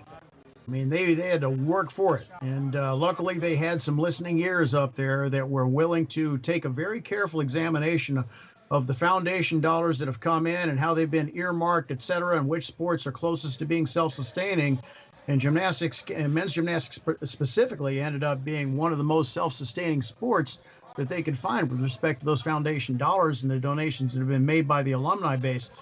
And so, when you look at it that way, when you look at it very carefully that way, and the numbers bear out, hey, we could save this sport, I'm just so happy to see that it actually happened, because it's so easy to go the other way. And look at the Title IX thing, look at the three-part test, look at the revenue generation capability with respect to spectator base, and just go, nope, we're not going to do it. But they did it, and it's fantastic. Absolutely. Alrighty, So, looks like we're getting ready Jeff, for our first couple of guys. I want to ask you just a quick question. So the Air Force Stick Fund is still currently at $50. Do you have anything to say to the Air I'm Force to community? smack somebody, apparently. I'm not sure exactly who I'm going to smack first, but I think somebody's going to get smacked. Yeah, I mean, listen, guys, it's really just important, not only for your team, but also just for the future of NCAA gymnastics. So even if you guys are on the William & Mary side, I encourage you guys to donate to both teams, if financially possible. We want to try to give these teams as much support as we possibly can, and this is just a fun way that we figured out how to do that. So. I made light just a moment ago, but I will tell you from personal experience that the Air Force fan base and the Air Force athletes themselves, the alumni, are some of the most benevolent individuals you will ever hope to meet. And it's very, very likely that most of these folks that are going to be contributing in a very meaningful fashion are going to be doing it very, very quietly and very anonymously, because that is generally the way they play the game. So I wouldn't be a bit surprised to see something happen after the competition is done and you're off the air. Yeah. Well, John threw out something last time. I think I'm going to copy it. I will match the first donation that goes in from Air Force up to $50, because I don't have much more than $50. But it's all right. DoorDash checks hit every Monday, so I'll be all right. But I will match the first donation that goes into the Air Force Stick Fund, currently up to $50. Fantastic, Cannon. Awesome. Alrighty, well, I just got a text from Verdius. Looks like they're handling some inquiries right now. Remember, this is such a heated event. These guys need to make sure they're getting every single tenth, because it can come down to that. Currently, Air Force is leading by about 2.5 points, but 3.5 points. But the thing is, honestly, P-bars, high bar, anything can happen, and it can happen quick, very quick. So all of a sudden, that 4-point lead can turn into a 4-point deficit, and that's very easy. Yeah, it happens one dismount at a time, and if you only have one dismount per routine, you're doing pretty well. So some interesting stuff that just came into the chat. Cliff has made sure that the men's team was always able to sustain itself. He was an amazing leader. Mike Powell has done a great job continuing that tradition. Pete Walker helped by building an amazing facility for the William and Mary teams to train. It's been a labor of love for all involved. And really, I feel like all of those people that were just mentioned share a very similar mentality that Cannon and I have. You know, this sport means really everything to not only us, but tons and tons and tons of people. And we've had the experience of being able to interact with a lot more people, and it's only made my fire and drive to make this sport marketable, bigger. It really has. Like, I get to put a face to it all. And when I'm working late nights, or Cannon's working late nights with me, and we're, calling people and working on stuff, it only makes me want to work that much harder. So, I see the legacy that other people have left, and it only makes us want to do more and continue to build upon that, right? It's built on the shoulders of giants, as they say. Got to definitely give shout out to Cliff Gauthier, man. He was just a rock for so many years. Had a few of my athletes go up there, just, amazing careers. Can't say enough about, all the foundation that he laid down, prior to this moment. So many years of it. It was fantastic. Here. I was looking online. I did a little bit of research yesterday, looking at the William and Mary program, and if you look at Cliff's Hall of Fame entry, it's just unbelievable. I mean, he's coached so many athletes, have done so many great things over the years, all the way from just the average layman on the street to astronauts and every conceivable walk of life in between, as they have matriculated out of the program and into their lives beyond gymnastics. And just unbelievable what he has been able to accomplish. And if you look at the names that you mentioned, Pete Walker, Mike Powell, and now Bo Morris adding to the program, it's just that legacy is in good hands with the ones that Cliff has passed it on to. Yeah, and isn't that what it's all about? Yeah. Like I think Isaac or Cannon was saying that that it ends up being just this super short time in your life, and then it's what happens afterwards, and set guys up for success all the time. Yep. So was that a warm-up ball, or was that the real deal already? Well, honestly, at this point, we have no idea. Just given that they've been doing inquiries for a couple of minutes here.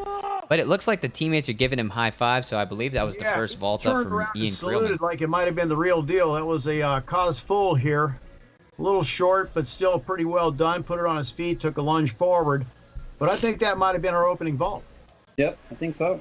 Something to mention also, too, about William and Mary, guys, is that this team has really been striving to get an entire lineup built of 14.8 vaults, meaning a Kazumatsu with a full twist, or just a round-off vault that has 2 full twists in it. So it's start back. Both teams are about at a 24, which is a 4-8 across 5 scores, and so it's going to be a matter of who puts it on their feet and who doesn't, take a long run out the door of the gym when they land. It's very true. It looks like they're identical in their start values. Yeah, it's really like we said, guys. It's just going to come down to those hits, and so far, Air Force has just been hitting a little bit more, hitting the bigger routines for Air Force, and that's why I think they're in the lead right now. But let's get our first guy up for Air Force here. This is going to be Brian Wasatch. That's Wasatch. Wasatch, excuse me. Yep, Brian Wasatch, and he's out of California, Saugus, California, and he's actually one of Malcolm Baytop's teammates there. Raj Bafsar, one of Kev's old gymnasts, is one of the guys that has been coaching him out there. Raj, of course, just doing a great job with these guys out there with Waller's Gym Jam, developing some fantastic athletes who have since moved on now into the NCAA Division I program, and it's just a pleasure to watch them work. Wasatch is one of my, you're not supposed to have favorites, I guess, but Wasatch is, I'll just say it straight up, he's one of my favorites, and I'll tell you why. You watch this guy. He'll break out into spontaneous dance at any given moment, okay? I know the camera isn't on him at that point, but he's just delightful. And he just starts dancing. And he didn't compete a lot his first year. He's had some real issues. At one point, we were out at Navy with the competition, and he had a finger dislocation that we could not reduce on site. We had to take him down to hospital to have that thing reduced. So, and that was the very first meet he competed in that particular season. It was on parallel bars. He come up on a tip belt and just doinked his finger into the bar. And man, just a tragic end to a season on the very first element of his first routine. But he's come back since then and just been a contributor this year and done fantastic things both last year and this year. And it's just a pleasure to watch these guys. I've gotten the biggest kick out of watching them. There we go. You take a 1.5. Ooh. Steps out of There we bounds. go. So He didn't quite go out the door of the gym, but he was on his way. so Almost something out that of frame, but I just wanted to ask you guys, what happens when somebody steps, if they land in the line and then step out of the line and off the mat, how does that work in deductions? It's not. 110. It's not. 110 for stepping over the line. Yeah. And you're going to test me like 2/10, I guess, with both feet over. And if you land directly outside the line, then it's also 3/10 deduction. What about I'm 99% sure you got that right, but don't hold me to it. Yeah. just testing your guys' knowledge out here? Don't mind me. There you Yeah. There you go. We got to have a judge in the chat somewhere. I'm sure there's one in there. I'm sure they'll correct me quickly if it's not right. All right, well, here we go with Jordan Kula up for William & Mary, the second guy to go on the vault. Unless my lineups are wrong. Hopefully they're not. No, they're not. I think you said Wasatch a moment ago. Yeah, Wasatch was our Wasatch. last guy. Washak. I don't know what I was thinking. I lost my mind for a minute. Washak. Washak. That's correct. Washak. Watch that. I spanked myself for not getting it right. All right, so we got Jordan Kula up. I believe everybody at William & Mary currently is doing a 4.8 vault, so you're going to see a lot of double twists here, making sure that they get good landings. This is a good place for William & Mary to kind of claw their way back. If they're just a little bit more consistent on landings than Air Force here, they can put themselves into a really good position going into parallel bars, because parallel bars is going to be a coin toss, really. It's been a coin toss for Air Force all year, but if Air Force hits, I don't see them losing to William & Mary on the parallel bars, but I don't think we've seen them put out a meet yet where everybody's gone 5 for 5 up on the parallel bars. So this point in the meet with vault matters a lot more than maybe the eye can see. Yeah, it's definitely going to play a factor into their momentum. And parallel bars is definitely one of their better events. It's just they just got to go out there and hit it. And as of recently, they haven't really been doing that. But if any day is going to be the day, it's going to be today. They've Jordan looked Kula. extremely good. Nice vault there. See what I'm talking about? They're coming out. They're doing good vaults. There he goes. A little bitty step. Nicely done. Not Good. bad at all. Yeah, you can never underestimate vault. You know, it's 1/6 of the score. Even though it's one skill, counts as much as 10. So, when you guys are talking to your athletes before a vault rotation, or even just, let's say, in the gym leading up into them, what is the kind of like, what is like a good approach to vault? Because I've never done vault, I never competed vault. Well, kind of explain to me the mentality that you're trying to push as a coach on this event. It's pretty technical, actually. I will generally say something along the lines of "Don't screw up." Got it. What about you, Kevin? Yes, that, and me, it's about a little bit. It's about consistency in the run and the approach, and also the board. I think like almost 80% of the vault occurs on the board. You know, it's how you flip there. So make sure your feet are in front, getting good block angle. See if he does it right here. Nice All right, vault. all right. All right, we'll buy that. Who was that? I'm not looking at the lineup. I'm looking at the actual video itself, and it's small. That was Beckett Anderson for Air That was Force. Beckett. Good heavens, I'm so glad to see him in the lineup again. I thought that might be him. Here's a young man who did not literally make the lineup for Air Force until his sophomore year, and just pleased as the dickens to see him in a lineup contributing in a meaningful fashion. Does my heart good. Beckett Anderson out of California, just a neat kid, and is great. I say neat kid, young man here. He's going to be in Air Force before you can sneeze. Basically, these guys are going to be all over the world doing incredible things. But just hats off to see Beckett in the lineup doing a great job with that constable. Well, here we go. Yeah. Next up, Sam Lee for William & Mary. So far, William & Mary is leading vault, so they need to continue that momentum into this next vault here. Here we go. Ooh. I would say the best pre-flight and the best on the board, but probably a little bit on a rougher on the landing, wouldn't you say? Yeah, it's just a little hoppy. It looked like he didn't really know where he was and just hit the floor and just kept going. I would agree. His approach was outstanding. He was quick off the board. This kid is quick, man. He was just lightning fast. I think he just needs to add a half twist. Yeah, it's probably the right solution. Cost 1.5. It'd be right there. That was awesome. And shout out Sophia Hong in the chat supporting the William & Mary brothers. She has been really cheering them on here, and it's really nice to see that camaraderie.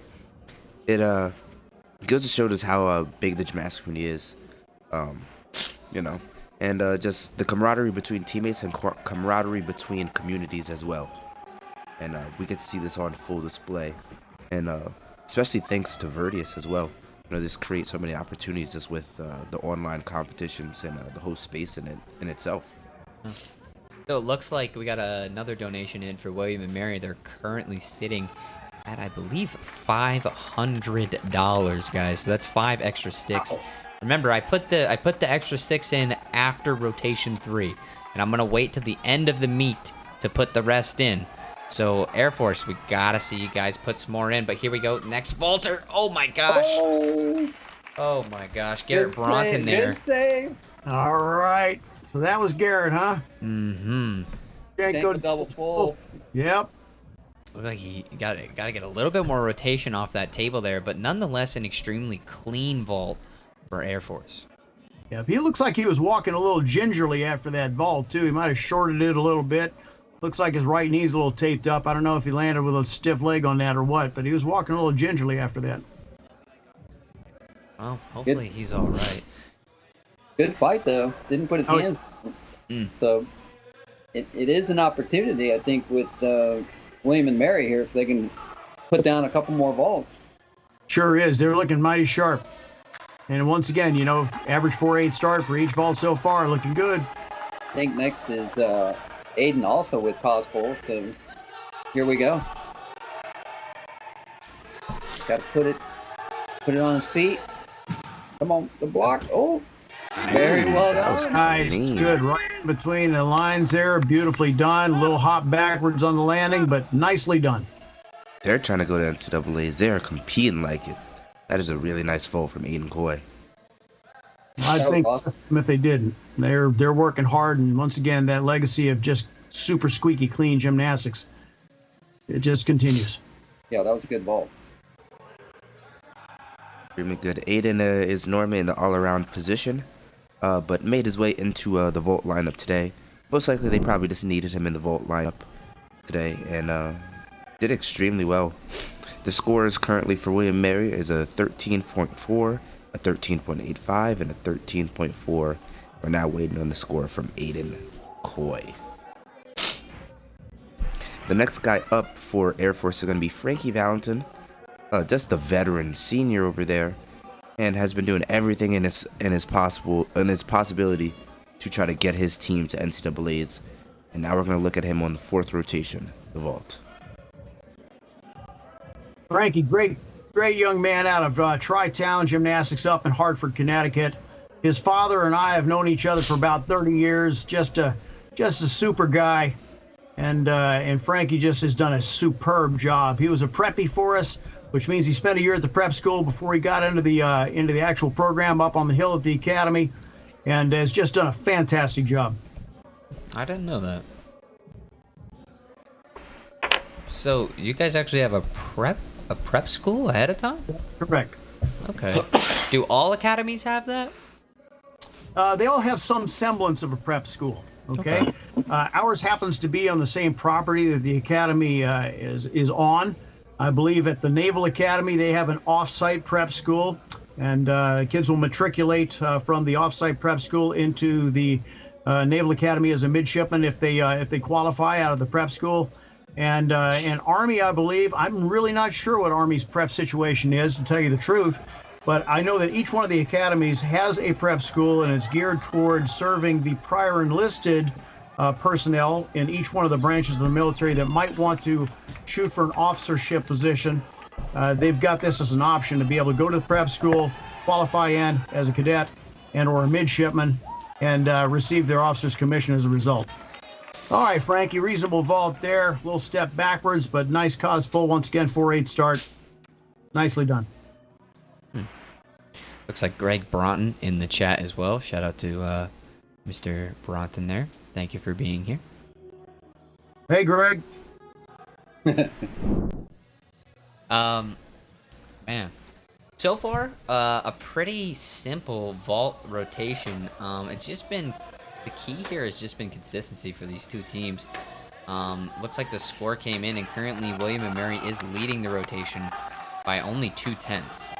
So, like we said, guys, these last two vaults, one for William & Mary, one for Air Force, going to be very crucial. This is Colin Lilly to see if he can put it down.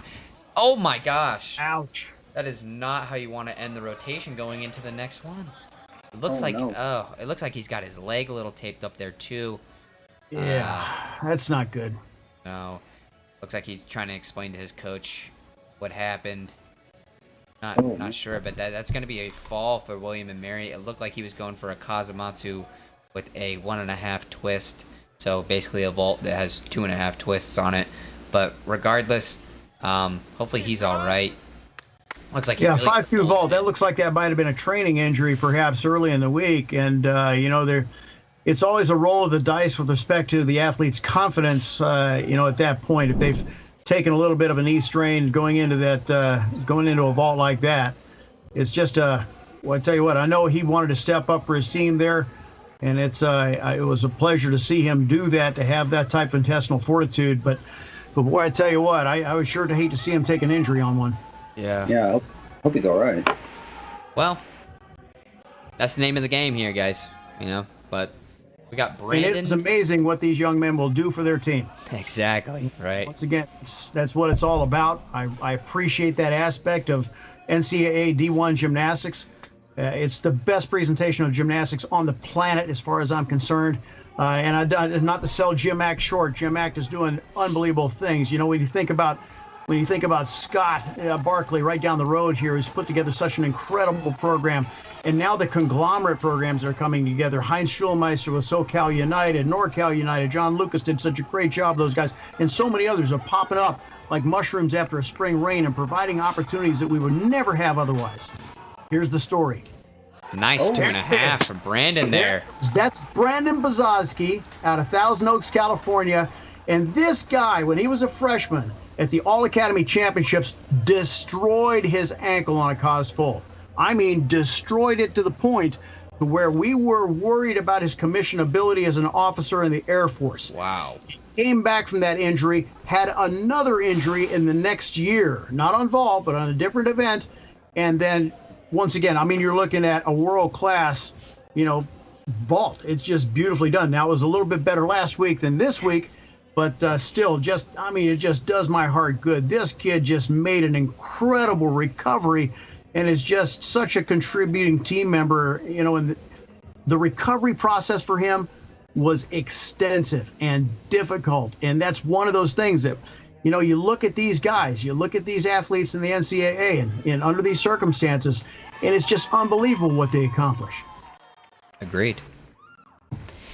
All righty. Well, looks like we're done with the vault rotation, boys, and we're going to kick it over into the event overview. I got it updating right now, and it looks like Air Force is going to run away with another event here. 66.25 for William & Mary and a 68.45 for Air Force. So Air Force coming out ahead, about 2 points ahead. Remember, William & Mary had that fall on their last vault. And Air Force, kind of really good 2.5 there to end out the rotation. So props up to them. They're starting to run away with it, but it is not over until the fat lady sings, as they like to say, right? And something interesting here as well is I do not believe we have seen Air Force hit 5 for 5 on parallel bars this year. They've just been struggling a little bit on this event. They have really big starts, but we just haven't seen them come out and do really clean gymnastics. So today, I'm hoping that they can come out and do that beautiful, beautiful gymnastics that we know that they can do, and with that start value. William and Mary, on the other hand, we're going to see a little bit more cadence towards that lower start value, but simultaneously they're going to do clean sets. And for William and Mary, it's going to come down into dismounts. If they can put their dismounts down and do really clean stuff, then we're going to see some really, really, really good scores for William and Mary. That's kind of been the place that they have been struggling on as we go into rotation 5. But looks like for the most part, this meet is still neck and neck. 5 points is really, like we've been saying, really nothing. But props up to Air Force. They've just been doing a wonderful job today. And William and Mary, they've been doing great too. But it just seems like Air Force so far has just been a little bit more consistent, hitting a little bit more. So let's roll it on over into the prize pot stuff to get talking about this. So once again, show the Air Force here. Looks like we're sitting at about $50 for the Air Force side. And on the William and Mary side, it looks like we just broke that 500 barrier there. So props up. Yeah, props up to the William and Mary guys. That's awesome. $500 raised up for your team. That is really, really good. That's actually going to be an extra stick at the end of the show here, but I'm not going to count as of right now. We're going to wait till the end. Once again, this is just a perfect reflection of the effort that it took to convince the powers that be at William and Mary to salvage the program. I mean, this is exactly how it happens. People are willing to dig in and ante up, and I mean dig deep, and to save a program so worthy of saving. So that was actually the first routine for William and Mary. Sorry, we missed a little bit of Ian Krillman. We were checking out the William and Mary page there, but from what I had saw on my feed, really good set. Kept it pretty clean, and then you saw, like I was saying, from William and Mary, those dismounts are extremely crucial, and that's a great first set to start off. It seems like the energy in the William and Mary gym right now is very strong. Just being able to look at these guys right now, they seem to be kind of on their game. It seems like they're having a lot of fun, and I knew on my team, and I'm sure both you can talk about this as well, when the team is having fun, everybody's having fun, and that's usually a sign of a really good day. Absolutely. Yeah, build that. It is amazing how quickly the wind can be sucked out of the sails on a bad day, and it's a big part of the mental aspect of gymnastics, obviously, and just making sure that you have the ability to recover from a tough set, as was shown by Garrett Brunton earlier today here with the fall on Pommel horse and a really good return. And here is Brian Washak. Here we go. Brian out of Waller's Gym Jam before he came to the academy. One of Malcolm Baytop's teammates. Here's a little peach to L. Definitely has a clean line. Good toe point. Bob, hey, I wonder who taught him that. Nice homage to his coach, Raj Bafsar. There you go. And fell downstroke once again here on the skill itself. Nice to pelt. And once again, I mean, here we go. This young man has just been such a pleasure to watch him continue to develop. Work it, work. There you go. Fighting it. Nice giant there as well. We saw this athlete struggle a little bit with injuries as well. I've heard he's had some elbow problems, and he puts down that dismount, but he didn't put his hands down. He didn't. He did not put his hands down. But this is what I'm talking about, guys. This event is one of those events where we can see the score really swing if we're having large deductions. And unfortunately, we saw our first large deduction on that dismount, but it is great to see him come back out and do some good gymnastics. I know that he's had some, Christian Kaluskin actually was telling me that he's had some elbow problems over the course of his time, and it's good to see him come back in and be healthy and do good gymnastics. Yeah, we had one year where we had a real run of UCL tears, and it was just an anomaly, but just odd, ulnar collateral ligament issues that required Tommy John's repairs. And it was like 3 within 1 calendar year, and that's just very unusual. Yeah. You don't see that very often at all, actually. Especially elbow stuff. Except the circumstances. Yeah. Do you feel like Definitely those injuries come more from the gym, or is it kind of the combination of? It was weird. One guy stuck his arm into the ring on a twisting double. Oh wow. Let's watch the set. Forget about the. Alrighty. Let's get in with Sam Lee here. We don't need to be talking about bad juju on injuries right now. Let's watch the routine. All right, here we go with Sam Lee. like he's got Pelt coming up here. Beautiful. Well done. Yep. I was looking for good form on the bail, and he definitely kept good form there. Very nice. Reverse pirouette, you don't see that too often. No, but you do see it out of well-coached athletes. Yep. The arm right to giant, that was done well. Very nice. I really like the positions in this routine as well as the flow. Really good stuff. And then I love that little peach into an L. You can see a press handstand here. Probably a nice little dismount. Yep, and double pike dismount. See if you can get some good lift. Up. Oh, Wow. Bam! That was Beautiful. He came off those bars like a rocket. That was just beautifully executed. Yep. Just a great set all the way around. Really, really cleanly performed. Very well constructed routine. And man, that dismount just launched. It is. Straight up, straight down, got the stick. Good job. Beautiful. Well done. Righty. Next up for Air Force, big man Frankie Valentin. Let's go, Frank. All right, Frankie, let's see what you got on P-bars here, buddy.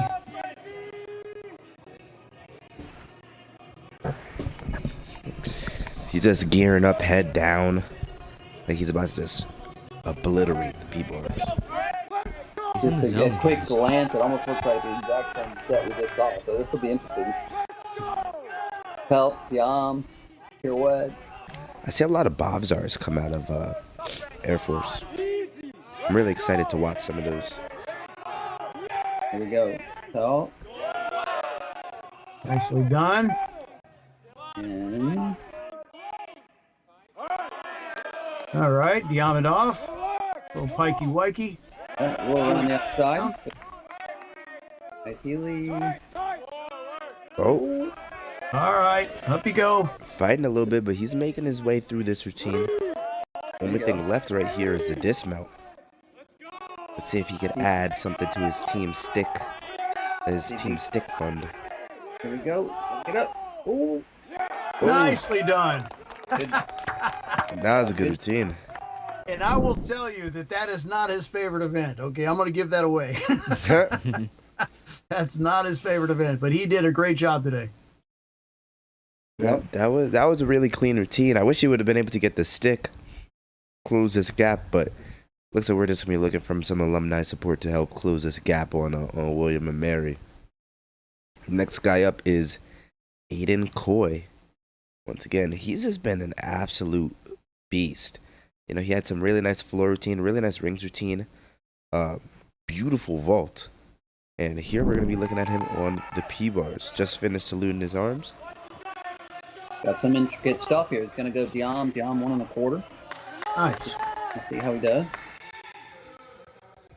The handstand work from William and Mary is very apparent, especially once we get into P-bars. You can just see some beautiful lines coming out from these athletes.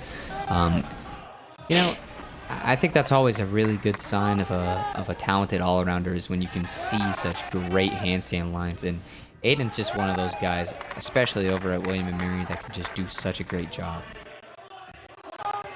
Looks like he may have taken that out just for consistency. Yep. Here we go. Leaned back a little bit. But, once again, just a good call on behalf of the coaching staff. Good performance by the athlete. Well done. That's the way to win meets. Yep, gave very little away. That was a great set. I mean, Nice. that's sticking to the game plan right there. It's, what is William and Mary known for? And everyone knows it. They're going to say clean, easy hit routines. So it's all right if they take out that Diam 1/4. That's playing the Air Force game. Let's play the William and Mary game. and we'll see where that takes them. And that's just been wonderful to watch the two different philosophies of how to get to that net effective result. And it's just it doesn't always work, that going for the difficulty, we've seen it time and time again this year. Yeah. It doesn't always work. So what was your coaching philosophy? What did you want your team to go after? You talking to me? Well, both of you guys, but yeah. You talking to me? Go ahead, Jeff. It's hitting sets. It's hitting sets. And I'll tell you, I always like to see a young man have the motivation that doing an element that they consider to be a challenge for them, I like to see them have that as a motivator during their day-to-day workouts. It is difficult sometimes to convince your athletes that they should play the conservative game all the time, and to figure out a way to really incentivize that during workouts is really the mark of just a fantastic coach. And I'm not even going to put myself in that league, because I have always kind of allowed these guys to be a little bit more expressive with respect to their difficulty. I never played my cards super tight to the vest with respect to execution. And that was probably one of the reasons I didn't have some of the success that I would have had I played a different game. That being said, I appreciate what Josh and Josiah and Sergi are doing with these guys. I really do feel like it's going to pay great dividends in the long run. But as you have seen today, I mean, when it does come together, it does pay those dividends. Absolutely. Yeah, I personally, I think they're more in it for the long run than it is in the short run. I think difficulty wins long run. Short term is clean hit routines. But Kevin, what about you? Well, let me talk through Garrett here. Let's see, he's got Makut's, I believe. Yep. All right. It's a good fight. Garrett's got a massive start value, but he's been fairly inconsistent this year. So far, so good for Garrett's routine. He can do such good gymnastics. Absolutely. Comes out Kung Fu flip. Yep, that's that Kung Fu flip Ken's always talking about. Is that what it's called? Hey, yeah, go check the code of points. It's in there. I was gonna say, is that Yeah. that in the code? So Garrett actually fell on that Tapel last week. So it's good to see him come back and do that. Looks like he's struggling a little bit here going into the last skill. Not sure what he's doing. That is not a fall. He hit the handstand. Oh, double pike, gets it around. Doesn't get the stick, big hop, but regardless, made it through the routine and put it down. So props up to good fight all the way through. And Garrett, being a freshman at the Air Force Academy, folks, I can't even begin to explain to you the pressure that is on an athlete their first year at any one of our 3 service academies. It is not easy. There is real stress, academic stress, the military stress, the artificial stress that is laid on top of everything else. And I say that because it's deliberate. It's very deliberate. I mean, each one of these guys, and I'm talking about not just the team members, all 4,000 of the student population, male and female alike at the academy, are on about a $500,000 full ride. And that's our tax dollars at work, people. So the service academies are good at making sure that these folks are going to have that type of education they need to be able to make the decisions they need to make when they get into the big military. Makes sense. Gotta make those tax dollars count. And here we go with Amir Postel. Very strong, really good ring routine from Amir earlier, but his P-bars as well is very, very strong. Saw that small blunder in the beginning, but he's picking it right back up, putting it down exactly the way he needs to be doing it. He needs to be able to clear up this gap, and we need a big score from Amir. Nice skip. Nice Moy. What am I talking about? Nice peach, Cannon. Nice peach. There we go. That's the word I'm looking for. that was a heck of a fight on the peach in the beginning, and he totally saved that dismount. Dismount, but the Double stick. stuck. There we go. And man, you were right about that, Kevin. That peach at the beginning of the set could have easily gone to a support and an additional press in a routine, but he fought it out. And that's one that you end up paying for later in the routine. I was really glad to see he stuck the dismount, because you expend a lot of gas pressing out of a deep peach like that. Yep. And Of course, credit being what it is, I will give him credit for that hard fight and still being able to nail a dismount like that. And he's clearly very, very strong. So, circling back to your question about parallel bars and routine construction or any routine construction, for me, I always did different types of routines and then built up to what I would call the A routine. Like, so they, for instance, if you had a routine that was using an E element, I want to not watch this routine. Oh, that was a good teach. Nice, Oliver. Really, really good push away on that. Good technique. That's giant Savos. handstand, and there's the Kung Fu flip. there we go. Kung Fu flip. So, for instance, I would not put that skill in. Well, that was a good bobsar too, Man, and this- maybe replace it with just a front uprise. There's a Capel. Gosh. Let's see how he does. This is a massive routine. He's Yeah. doing really well. Oliver Yeah, Sellers. Oliver's a hotshot kid out of Crenshaw's in Texas there. One of your neighbors there, right, Kev? Right, that's right. Yeah. Double Oh, pike. Pike, puts his hands down. Down. Ouch, that hurts. Oh my gosh. See, this That is what I hurts. was talking about before the rotation. Air Force has really struggled on parallel bars this year. Just with, especially on dismounts, and like I said, it really is going to come down in those hit routines. And right now, Air Force is not. I mean, they're doing great on the bars, but just a couple of missed dismounts. But Kevin, I'd like you to finish your thought. So you were saying there's kind of like you're saying you have an A routine and then maybe like a B routine. B and or C routine. So with consistency being number one goal, make sure you can hit, let's call it the C routine, and it doesn't have, maybe a D or an E element in there. And then the B routine, you add the D element and you get that down. So you have some confidence and you're building up that consistency, and then you add everything you can and you build on that. So it's kind of a working on both sides of it. But if it's not there, take it out. Yeah. Nice peach handstand. Very good. I actually agree with that perspective a lot. I like that from a coaching perspective. Randy did something very similar with us. All about those kind of like A routine or these C routines, and then working your way up over time into a. Sorry, it was leaning forward on that Healy cat. And Healy, that can be the unauthorized double layout front timer. Come on. Double pike. All right. Oh That was a my good fight. gosh, these dismounts today. We've seen. I think we've only seen or two sticks in this rotation, both for William and Mary. But a lot of people struggling on their double pikes today. Yeah, that was a heck of a fight through that. He's like moving his hand on the way down before the double pike, or it was at least an adjustment right at the end there before he went. So that was good. So to put something into perspective here, guys.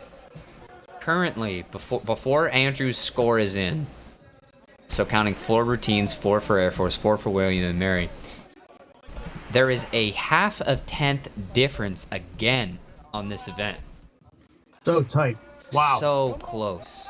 And it looks like Andrew puts up a 12.15. So Alan needs to, if he wants to make this gap even bigger, he's going to need to put up above a 12.15 for going into rotation 6. Well, Shadon can come through on parallel bars. He's a heck of a swinger. He's got nice peach half peach combination. He's got he loves parallel bars. He swings it well. And once again, I think I'm with you. It's going to be coming down to, hey, who can put the dismounts on their feet and not take a walk? Oh, wow. Really short on that studs to handstand, but whips it right back around and do a beautiful moi. So kind of showing his experience as a competitor there, where maybe somebody might crack under the pressure of landing short on that, but not Alan. Not Alan one bit. Not today. He's got to put this dismount down, and he needs to get this landing. Double pike. Oh, my gosh. Man. Deep. Now that's Are That those was P big, but a bars good not fight. on He the... did not want to put those hands down. I don't know if those P bars are on the 6th notch, Cannon. I don't know. They might be on number 5. Yeah, they might be on number 5. Or he could have just kicked like 3 days too early. Yeah, that's it. Trying to give him the benefit of the doubt, but Hey, I wanna toe the live. I'm gonna head out of the live stream. I'm really not starting to feel well, so I'm just gonna click and manage the stream so Isaac could just commentate. Hey, Cannon, before you go, I want it to be said live here by me that I really appreciate what you guys are doing. I think that this is a fantastic presentation of our sport under really unusual circumstances. And, with you two doing the types of things that you're doing in conjunction with Vertius, I think that the presentation of gymnastics is in exceptionally good hands. And hats off to you guys for doing the work you've been doing. Thank you. I really appreciate that, and thank you for joining the stream. Sorry, I'm not feeling too good, but I tried to fight through the stream. I'm just gonna make sure that this high bar rotation runs real smooth, so Isaac could just focus on casting. So thanks, everybody. Thank you. all right, looks like we're going to talk about the scores here. This could be William and Marion Air Force after rotation 5. Like we said, parallel bars was extremely close between these two teams. A 63.1 for William and Mary and a 63.75 for Air Force. Looks like Air Force is really starting to run away with this competition. 6-point lead currently for Air Force, but I hate to say it, guys, but it does not mean the meet is over by any means at all. High bar, guys. high bar yeah. guys can be meltdown city. So it's going to be very important that both of these teams do a very clean high bar rotation. Make sure that they get these dismounts. Also, too, remember that Air Force actually isn't too far off in raw sticks. Looks like, oh, check this out, guys. Looks like we finally got our first 100 for Air Force. Let's go. All right. So sweet. Props up to the Air Force guys for really coming out and showing out and being a part of this. It helps a lot for both teams, and it really means the world. But let's also check the William and Mary Fund. Looks like they're currently rocking at about $500. So Air Force is actually, we're doing the math here. I believe they got William and Mary's got 4 sticks, and then I haven't counted any for Air Force. So 4 minus. So really, William and Mary is at 9, and Air Force is at 7. So Air Force is really only behind 2 sticks in raw potential right now. So, but looks like we got our first guy up again. This could be Aiden Coy. Nice little flying giant there to keep it down and moving. Cannon is moving onto the computer so that I don't have to. But nice laid out half in, half out. Little bitty hop. Testing. Nicely done. Didn't catch the first part of the set. I was able to watch it from that free fly giant on, and once again, just a nice finish to what I think is probably a reasonable set up to that point. Yeah, it was a very, very, very good set for there. But let's go here. Have to give another shout out to assistant coach Bo Morris. Just had his birthday a couple days ago. Happy birthday, Bo. Happy birthday, Bo. Alrighty. I think we're good. I'm going to hand the stream over to Cannon, and I'm just going to commentate, so. Alright, let's get cracking here, guys. It is Alex Checkman. It's extremely important here that Air Force hits these high bar routines. And Air Force has a lot of difficulty here. So they need to make sure that they're putting all of their releases on the bar, and they need to also make sure that they're getting good landings. You're going to see some really high-flying skills coming out from Air Force on high bar here, especially from Garrett Broughton. That's going to be a massive routine to watch, so make sure you stick around for that. But it looks like our first man up for Air Force is going to be Alex. I'm not even going to try to say his last name. I'll help you out with that one. Sheckman. Sheckman, thank you. Out of it, most recently out of Atlanta, Georgia. He moved down to Atlanta from Massachusetts a number of years ago. He was part of the Daggett program up in Massachusetts, and then moved down to Atlanta. Was coached by Nathan Simmons at Atlanta School of Gymnastics, and we picked him up here a couple of years back, and been a very consistent high bar guy for us for the last 3 years, I guess, and just a wonderful young man to work with.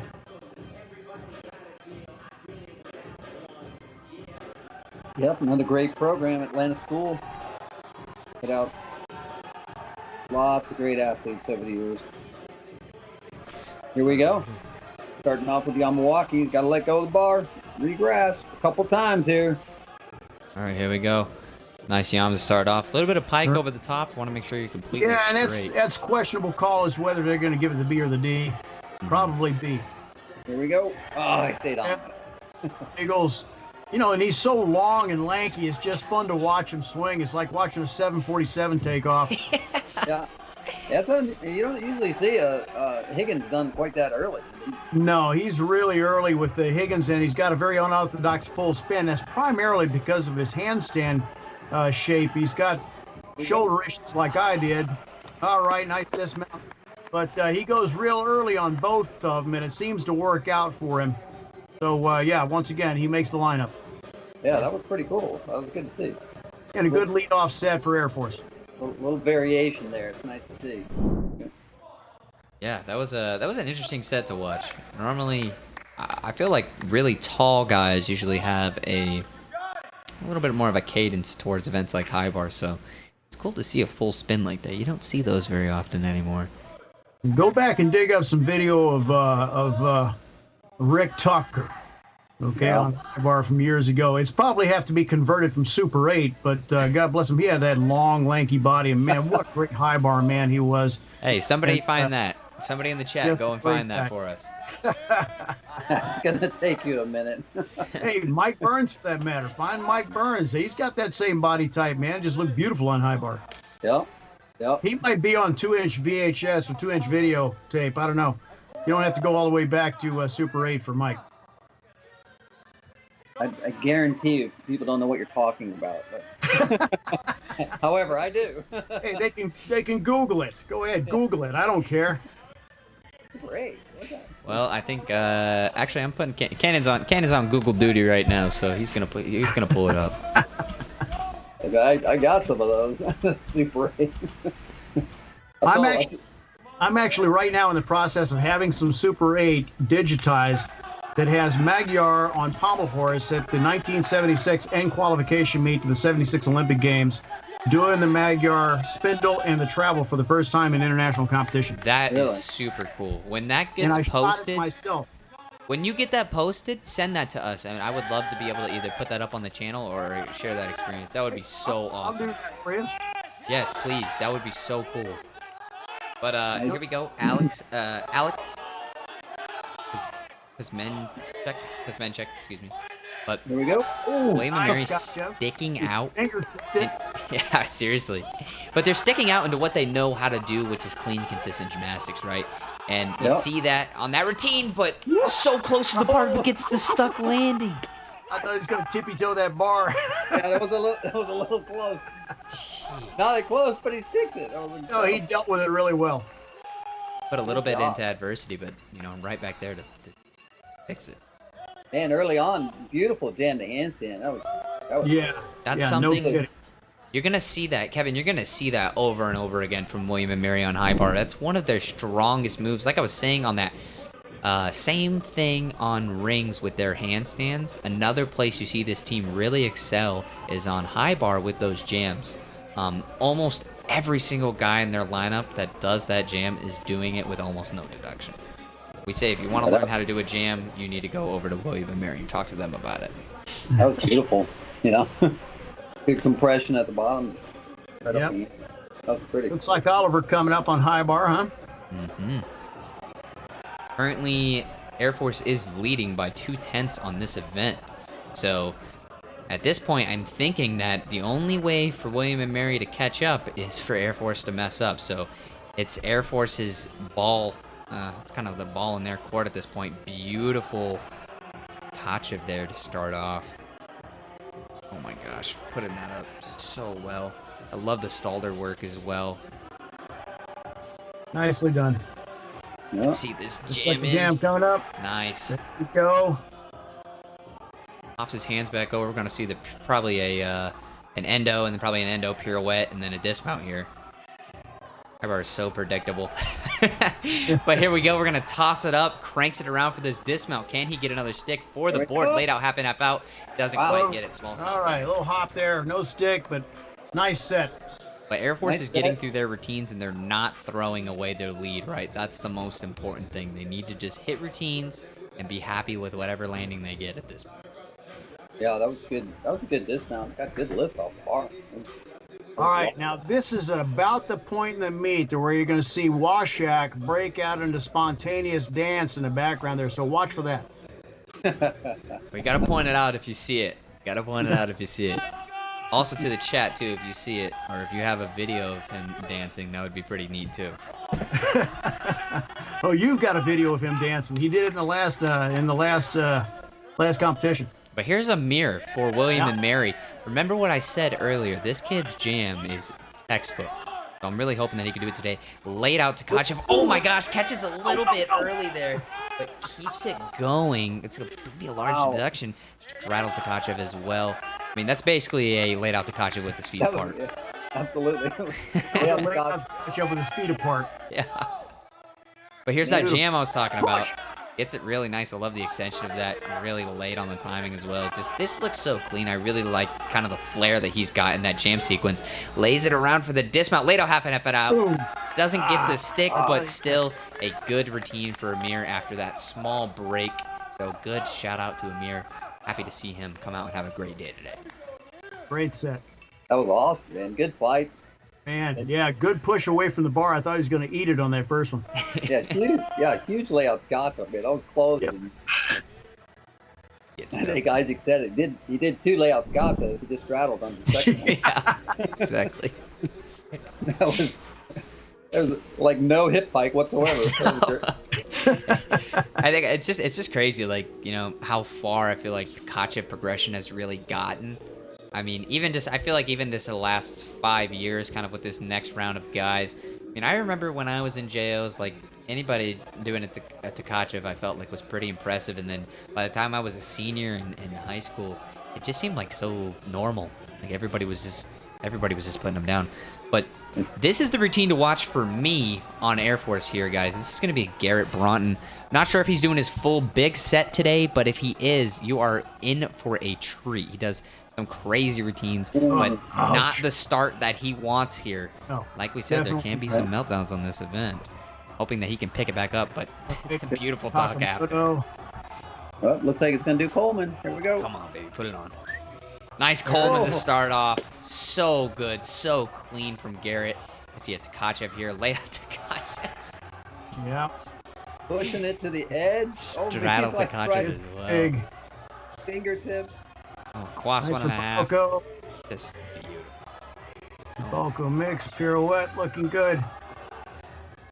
Another Quas there. Just so good. Can he get the dismount? Double. Oh my gosh. Back. All right. Yeah, Garrett's got the talent. Over time, I know he does a Kovac as well. Looks like he's just doing the Coleman today, but he put it on the bar, and he's proving that he can, you know, consistently put down those release skills. So, props out to Garrett Bronton, doing exactly what he needs to do. Hey, freshman year at the academy, all right? Yep. You just keep watching. Just keep watching. Agreed. Oh, Get it out. He's gonna be a he's gonna- stud. There's no doubt about it. He's going to be a stud, and I really think that he's going to be one of the strongest athletes to come out of Air Force. If you know, because you know every guy at Air Force, they put in the work. There's no doubt about that. But here we go. Ian Creelman for William and Mary up on the high bar now. Seen him do a couple of other events today as well, but really needs to come out and hit this routine. Oh, a little bit close there on Milwaukee Mount. But he didn't pike it, and I think that gets a true D. Yep. And there's that talk half, you know, that jam work from William and Mary is so good. Beautiful Tkachev there as well. Absolutely. That was actually a really clean Quast. I love the way he floated above the bar. And that's how you do a flying giant there. Into a Lato half and half out. Sees the ground way ahead of time. That was a beautiful routine. Props out to Ian Creelman. Great set. That was awesome. Flying giant right into only one giant tap right out of it. That was cool. Good job. Good routine construction. That is Very nicely done by Creelman. and exclamation point with a stick. That's a good job. Yep. That's good to see.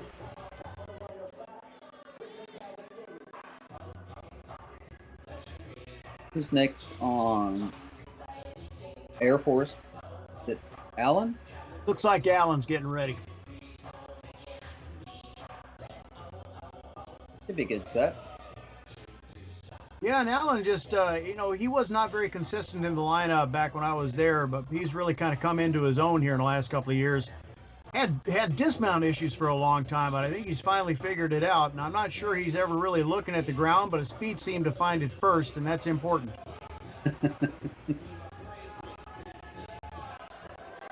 Always important.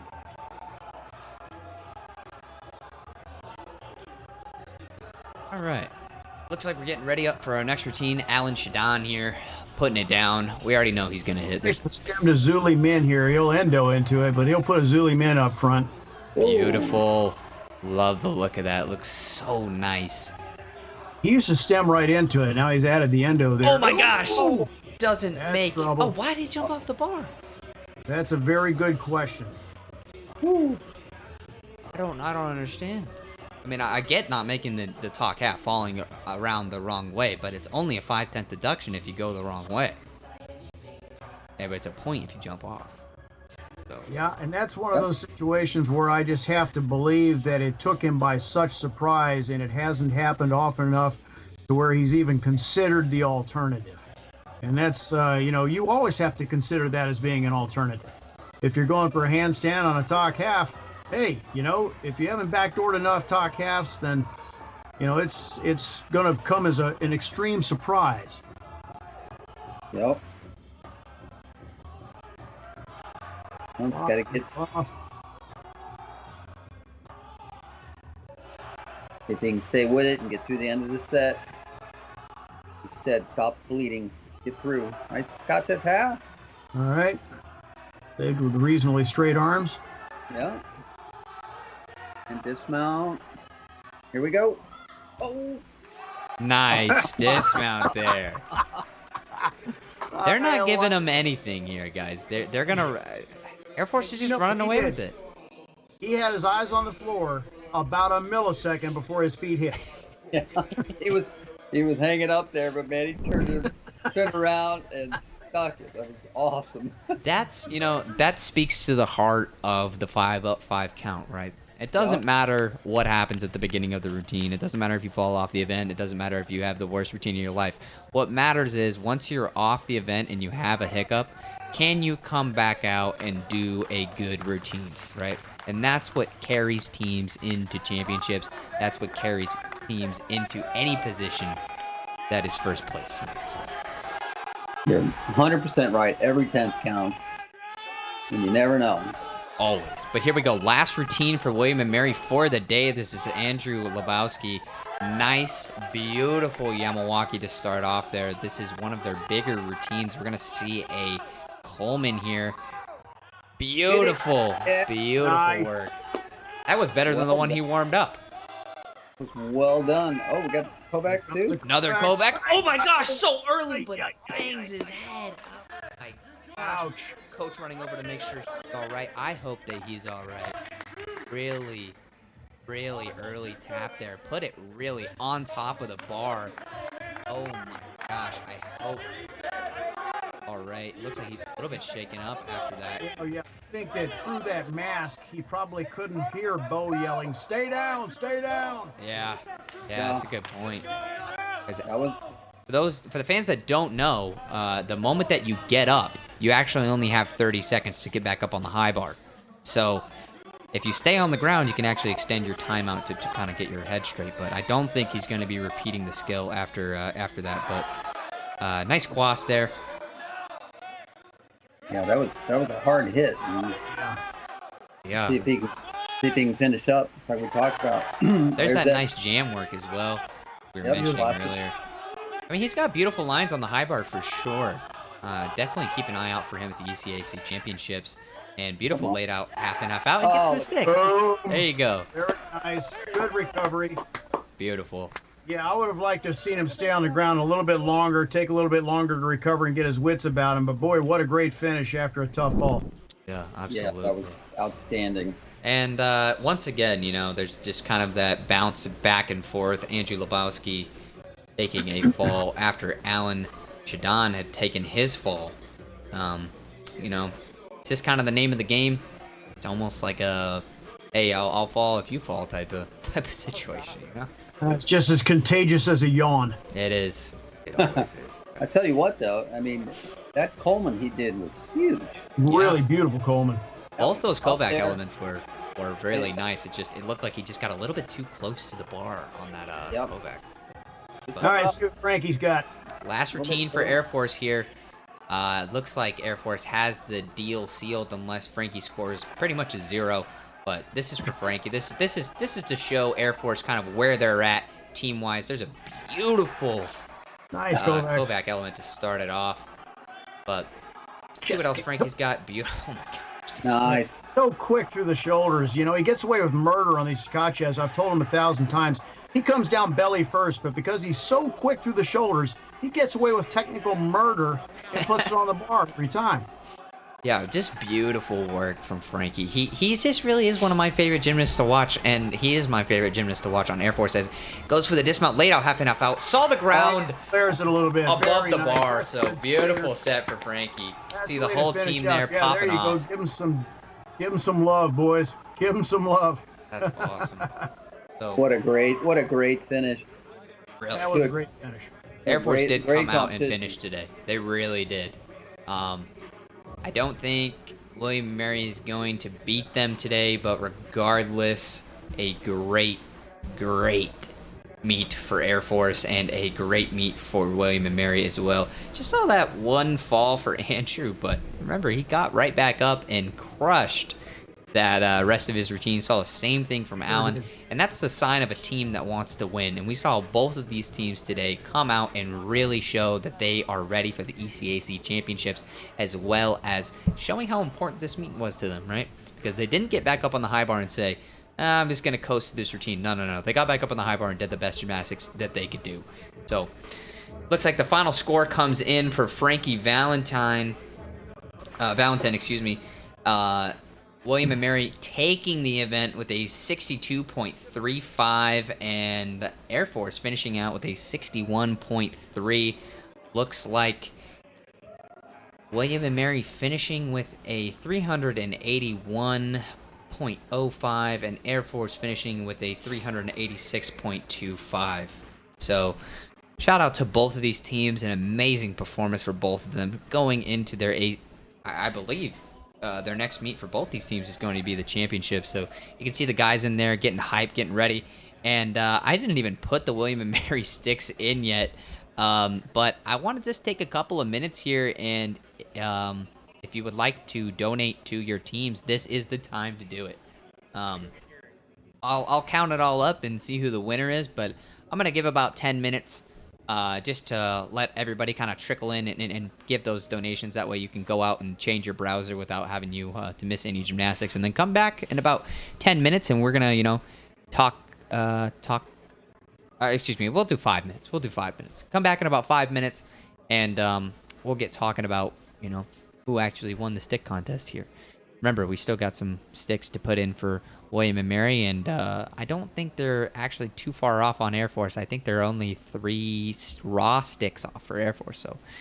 But it looks like I'm going to pull up the event overview here for the teams and get talking about what we saw today. Great routines, great meets for both of the teams. William & Mary finishing with a 381.05 and Air Force with a 386.25.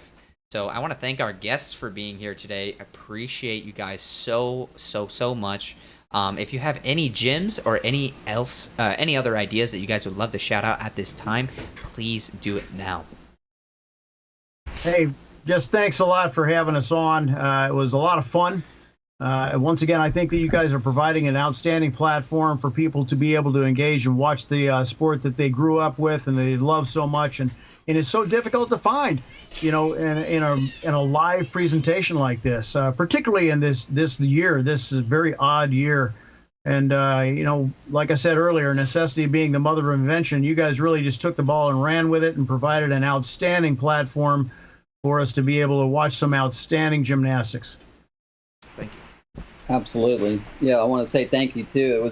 It was really fun. It was great to see. It was so much fun to watch gymnastics. It was like being there. So you guys have created a great platform, just like Jeff said, with with the craziness we've gone through, and it just gives you a little sense of normalcy. Like, hey, we can still do this. Even if it's on this platform, which was great. You just go back and forth and watch it. It was a lot of fun, and I know the athletes and coaches and programs really do appreciate it. So want to say thank you again. Yeah. Thank you guys. I mean, it means a lot to have both of you here, two legendary coaches, and it is surreal for me to be able to interact with such legends in the community. I was an athlete not even a year ago, and now I'm here and interacting with such amazing people, and it only makes my passion for gymnastics grow more. Like I was saying earlier, it's just it's a really beautiful experience, and I'm so happy to have the community behind us as well. So shout out to the community, and shout out to you guys so much for being here and just allowing for all this to happen, because it's really not possible without you guys too. Don't cut yourselves short. But hey, no, I'm going to throw it back to the guys that are in today's competition too. They're just fantastic, and once again, these two storied institutions with such high academic standards and such high expectations for their student population. It's just an exercise in time management, and you don't excel to this level without just a deep love for the sport and what you do. And there's just so much. There are just so many hours in a day. It's just difficult to squeeze it all in and to prioritize it and still have success that they have in a classroom academically, militarily for the Air Force guys. And at William and Mary, I mean, everything else is just going on in that storied institution. Just hats off to the coaching staffs, Mike Powell, Bo Morris, Josh Loser, Josiah Loser, Sergey Resnick, just such a great job. All the support staff that goes behind them too, the athletic training staff out there, Shannon at the Air Force. I honestly don't remember who is at William and Mary, but it just takes an incredibly huge team in order to be able to put this effort together. And I just want to make sure they all get at least a little bit of a, hey, hats off for me, and I appreciate what you do. Well said. And couldn't have said it any better. So yeah. So it looks like our boys here at Air Force, this is actually their highest score of the season, guys. Their next highest score was a 384 actually at their season opener at home.